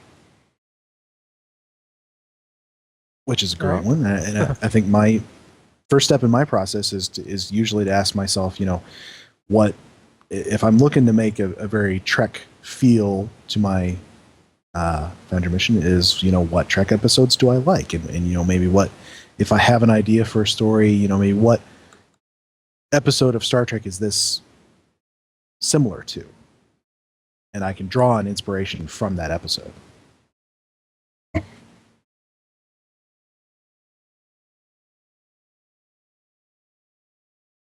The Star Trek feel is such a nebulous thing.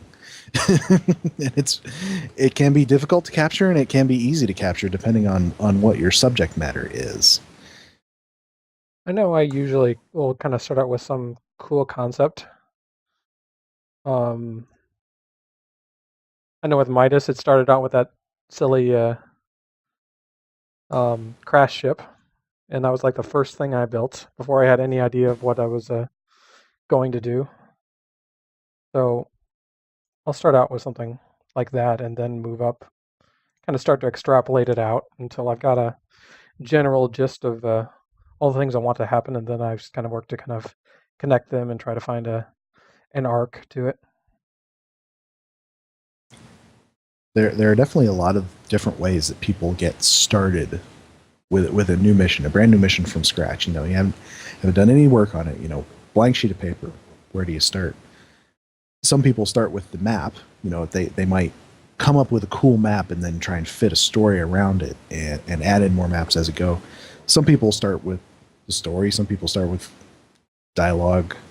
Usually, I think I tend to get like a cool scene in my head, as if it was an episode of TV, with actors and things like that, and I start hearing the dialogue in my head, and then I start forming the story around that, and then I start getting it all on paper.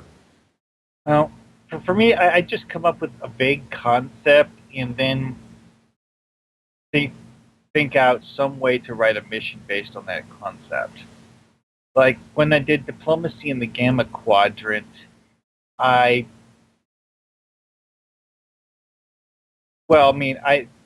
name of the mission is kind of like a description of the mission. I mean, I started with the concept of making it so that the KDF player would go to the Gamma Quadrant to talk to the Dominion about diplomatic stuff and not, shooting at them.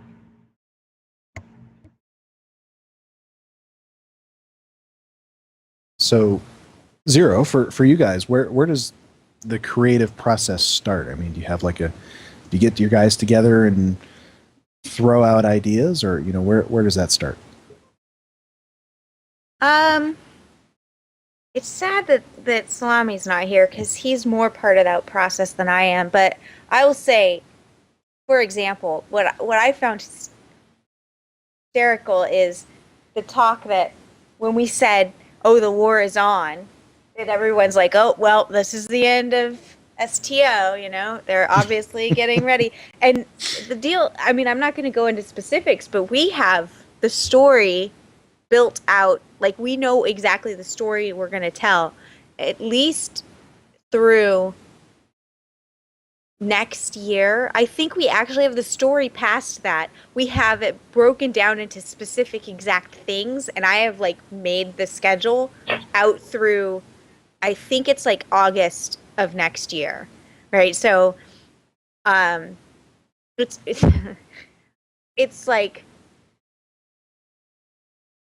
it starts with really high level view. It's hard for me to remember what we have actually put on holodeck and what's still in development because I am far ahead in my mind. But let's say, we knew we wanted to go to the Delta Quadrant, right? Okay, well, what are we going to do there? And it's we're not going to be headed home, right? And so they said, okay, we're going to go to the Delta Quadrant. How are we going to get there? And then they say, okay, well, we have the spheres and blah, blah, blah. And coming up with it that way. And then, okay, great, we have the high level view. And then we'll have a meeting. Okay, what are the smaller stories we want to tell, right? So you could think of it as we come up with the series, right?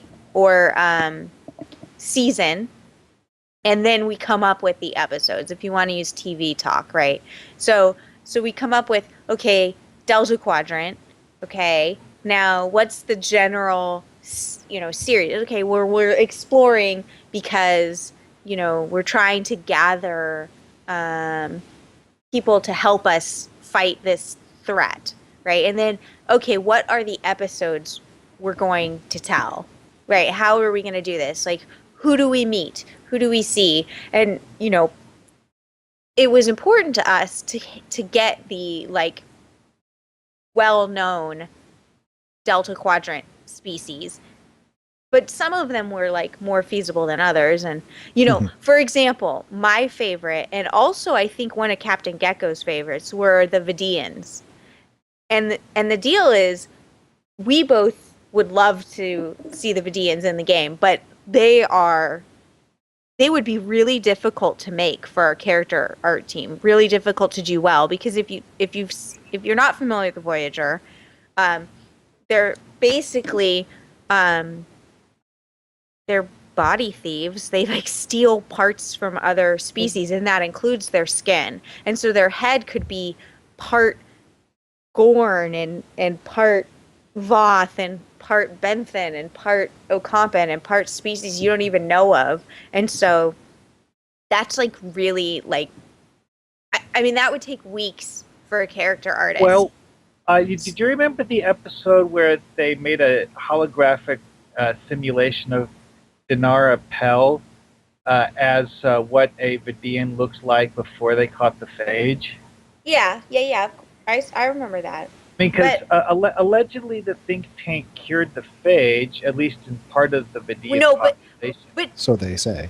But nobody, exactly. Number one, you have to take it on faith that George Costanza was telling the truth. And we all know Costanza Art Vandelay is kind of a liar. Exactly. But on top of that, number one, you don't know if they got all of them. But also, from a standpoint of we're telling this story, if, for example, we wanted to tell the story of the Vidians, people who were into Voyager would probably gonna be disappointed if they saw basically humanoids that were called Vidian, right? And they would expect more of the. They would expect the phage Vidians, and then my personal argument of how that we can still put the sick Vidians is like there could be a pocket of them that were in subspace corridors or something, and so they weren't cured, or maybe they were on a really remote planet somewhere and they missed the memo, or I don't know. One impression I got from watching Voyager is that the Vidians had become nomadic due to desperation, I guess you could put it.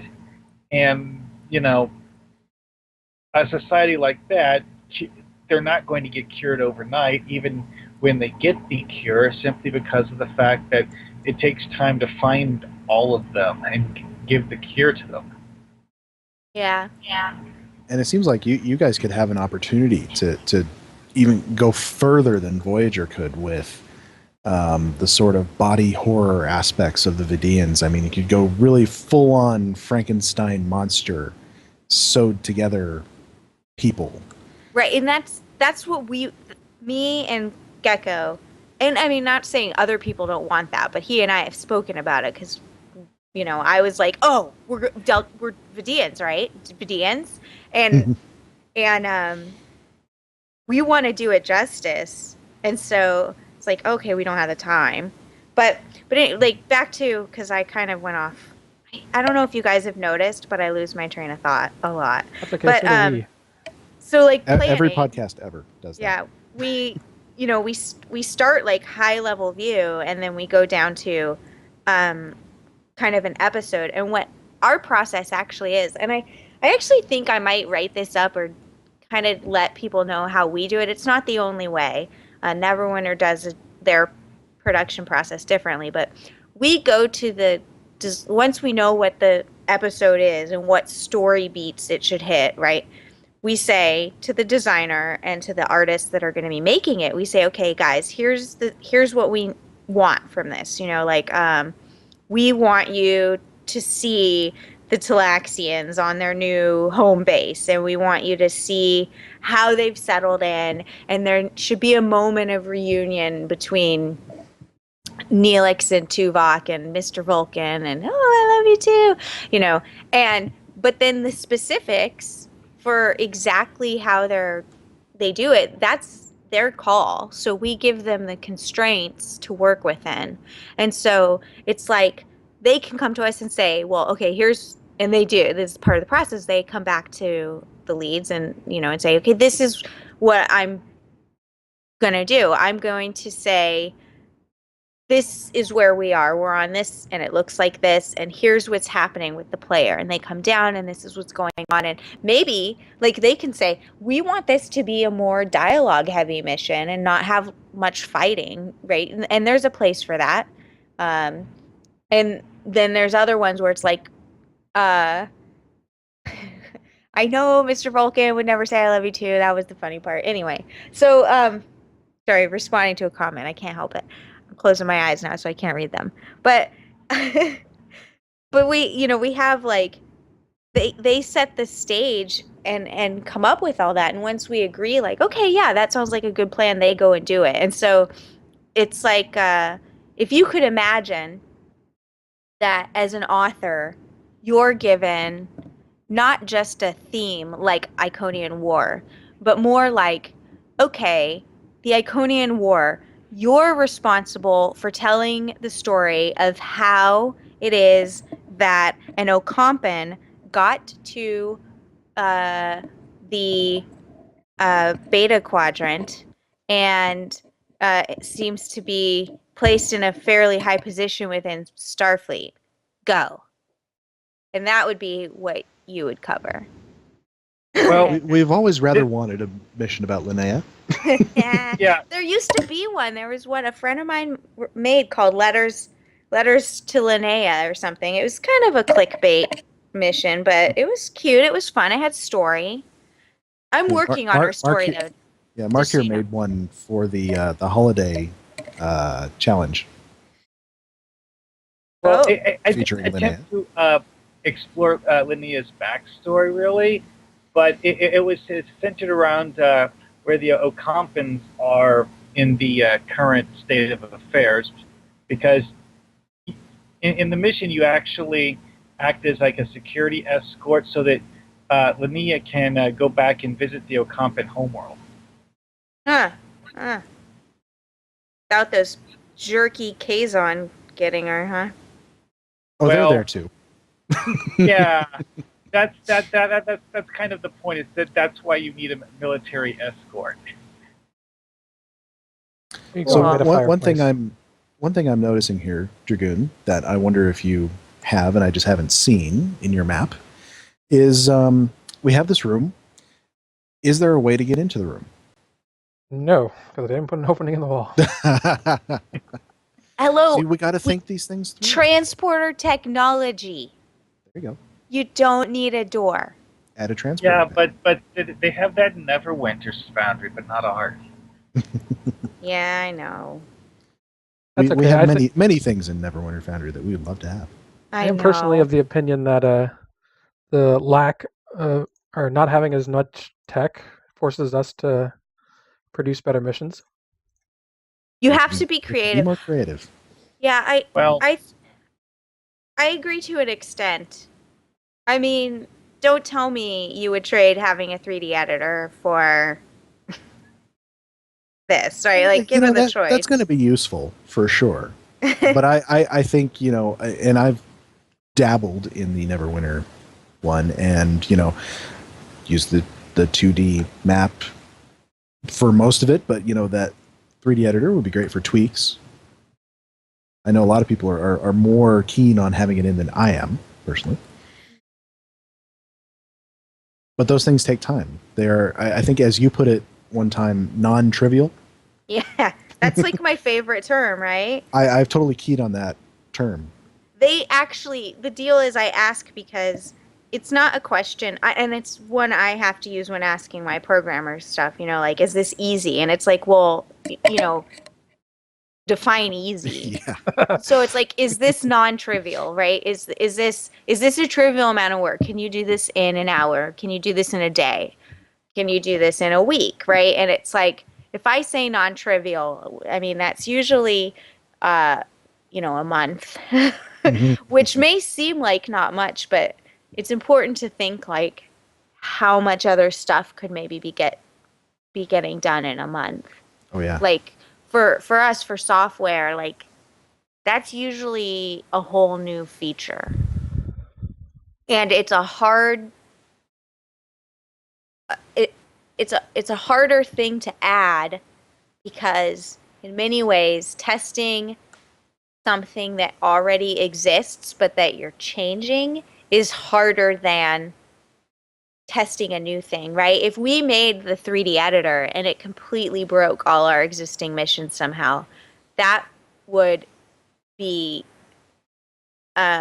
tragic, unacceptable. Yeah. I was going to go Tragic. with catastrophic. Yeah, right. And so Something like that. it's so much harder to take a new thing and kind of implement it into something that already exists without horribly breaking this said already existing thing. So I mean, I really, really want a number of the things that they have in the Neverwinter Foundry to the point where I actually won't use it because I don't want to know. I don't want to know.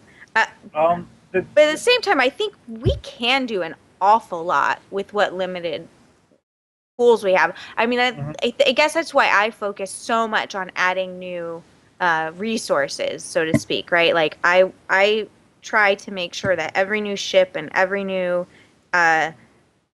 NPC type or whatever is in there, and like it's not as great as a 3D editor, but it is something I can do versus like I can't put in a 3D editor. My programming skills are, yeah.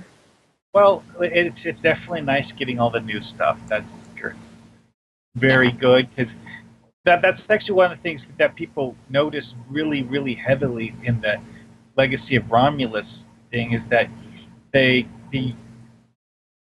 content team made a whole lot of new stuff in Legacy of Romulus that we didn't get in the Foundry, and a lot of it we still don't have.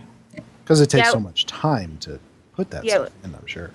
It's one of the unfortunate things. So,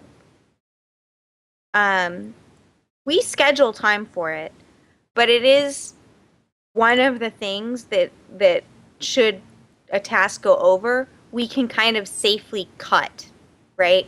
And nobody wants to do it, but in recent time, that did happen, right? We had a task that, and I don't think I'm gonna. Everyone has been super, super happy with what we did release and what we spent our time on. Well, but we do have an example that Taco told us about. Oh, he did tell you. Which was, he had Foundry time scheduled, but he said, I need to work on Club 47. Yeah. And I wasn't going to call him out for that. I'm totally, a lot of us were like, yeah, finish it. Absolutely. Yeah. And look at the great work he did. No, I'm actually really happy with that choice because I missed having the club. Oh my gosh. Mm-hmm. I never missed having the club until I saw the new one, and I was like, this is awesome. I used to always just either, I don't know why. I didn't have a good reason. Of course, the old club exists in the Foundry still. Yeah. Because we have that map. And the old one with the observation deck, I think that's still there, right? It is still there. Yeah, we got the... From my latest, the season I launched all on my own, the Rebirth. we had a lot of fun with that, actually. We did a live stream one night. Dragoon was the only one who was able to patch it in time for our show. I was so bummed by how that went down, but I tried. You guys do not understand the uphill battles I fought for that. It was probably not worth the amount of time I put into it, but and I got in and was able to play for a little while. It was fun. Yeah, that was I enjoyed it. Yeah, but I didn't necessarily want it. I understood why it couldn't be permanent. No, I mean. You don't even like the technical hurdles I had to overcome. Why that? Like I wish, it's a mess. I'm still in awe that you pulled it off at all. Thank you. Thank you. Oh, I think if you ask anybody who was able to get in, they say it was so worth it. Well, I'll be honest. There was I was going to put the patch notes up anyway because. Whatever, I had written something fun, but I was really glad that I was able to pull it off because it was like my favorite part of it was that it was on April Fool's Day, and I'm just sitting here the whole time while I was at work while this was coming out, and I was like, this is a joke. This has got to be a joke. Well, I mean, some sort, and the joke and ended up being the joke was it was no joke. The joke was that was really a season. It's real. My original idea was going to be that holodeck itself had reached max level, and so it was rolling in alt.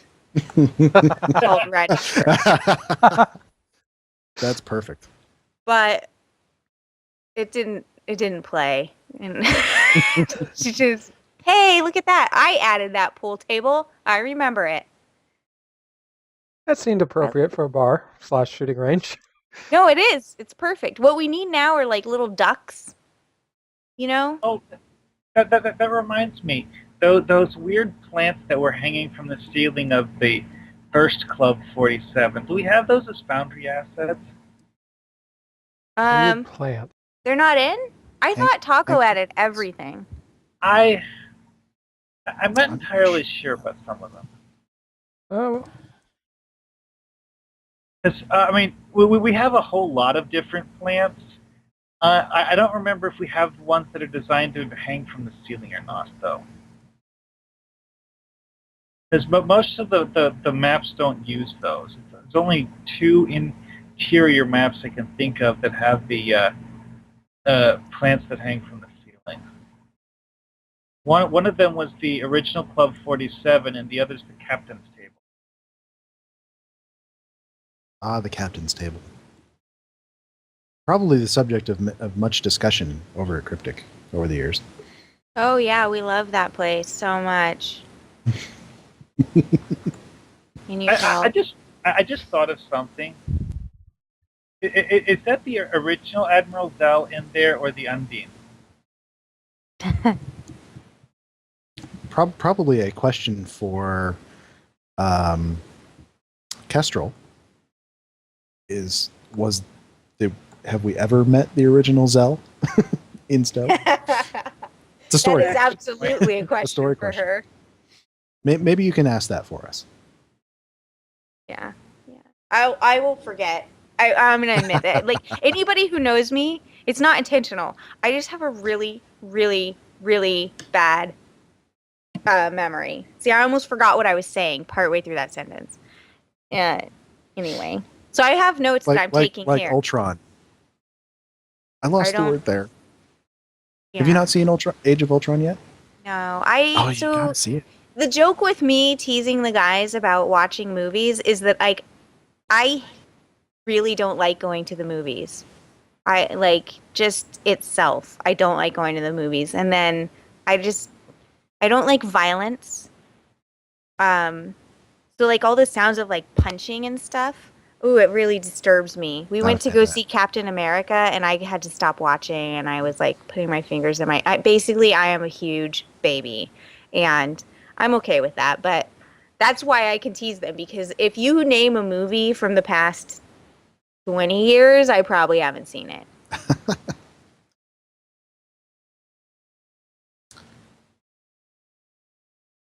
We're getting suggestions for you from the chat room to say go see Pitch Perfect 2. Yeah. You gotta be into musicals for that though. Oh. What kind of musicals? I like some. I'm honestly not sure. I haven't seen it. Okay, so the Star Trek movies is the exception. They took us to see the I don't remember if they took us to see the first one, but they took us to see the one with Vandercoot, Humpty Dink, and that was, I mean, he was no Ricardo Montalban. This is truth. So as Trek fans, we all have our opinions, and I'm sure none of us would be shy about making them known if we wanted. I'm probably stepping in it. But. Oh no! You know, I was talking to one of the convention workers at Star Trek Las Vegas because I accidentally left something in a room and I was worried about it, and he said after I retrieved it, he said, "Oh no, you know, all these Star Trek fans, they're like the nicest people I've ever met." Until you start a discussion on which Star Trek is best. Well, I just like to make the argument. There was only one show called Star Trek. Yeah. And it was many years ago. That's it. Everything else is an imposter. I know some people imposters, but they're just not as good. I actually know some people who think that way. I'm not kidding. No, I am not kidding. I love Star Trek because it's hysterical. And I like William Shatner a lot. That's my confession for the day. So you must like Tech the War? Tech War. Oh no. Kept picking on Elijah over Predator Woody 1 because he kept saying he didn't like Deep Space Nine. Said we're Trekkies and we're not shy about our opinions on which one is best usually. Let's see. I We are used to actually. joke. Do I have a moment to tell you a Oh story? yeah. Go for it. Go for it. I used to joke, because, like, there'd be all these, like, fights in chat about who was the best captain. And I would just, like, I could end them. I had the power. Because you just say, Janeway. And everybody was like, oh, haha, lol, that's, and then, but it sidetracked them. But the deal is, then I watched Voyager. I watched all of it in like 2 months because we were doing Delta Quadrant. And I actually really like Janeway. So now I can't say that. I feel bad. So then I contend it's Janeway and Archer's love child. Anyway, I'm done. That's my story. I'm sorry. No, that's all right. We're just getting towards the end of our usual time window here. But I still have my Xindi carrier to give away. So I have used my random number generator to give me a number, and I looked up through our list of viewers to see what that number would be, and the winner is Star Army RP. So congratulations. You need to give me your @ and I can mail it to you right now. Actually, God, if I I remember didn't right, win. that was one of the random people that was in Club 47. Well, we don't worry about where he comes from. We're just glad he's here listening and hopefully having a good time.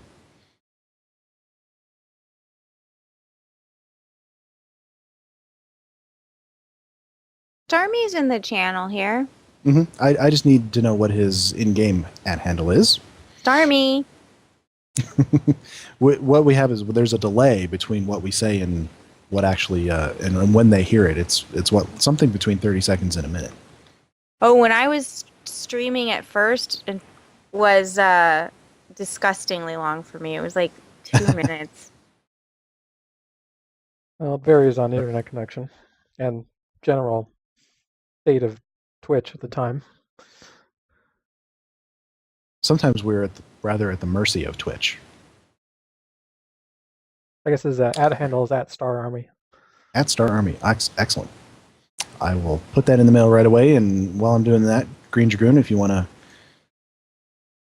do your thing for the end here. Sure. But first, contact info.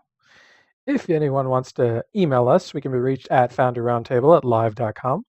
We are also on Twitter at foundryroundtab. Drogan can be reached at Drogan1701. Marker can be reached at Markhawkman. And I, of course, can be reached at Greendragoon. And I am checking our email now, by the way.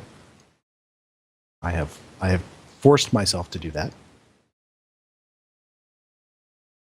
Sure, it's full of spam.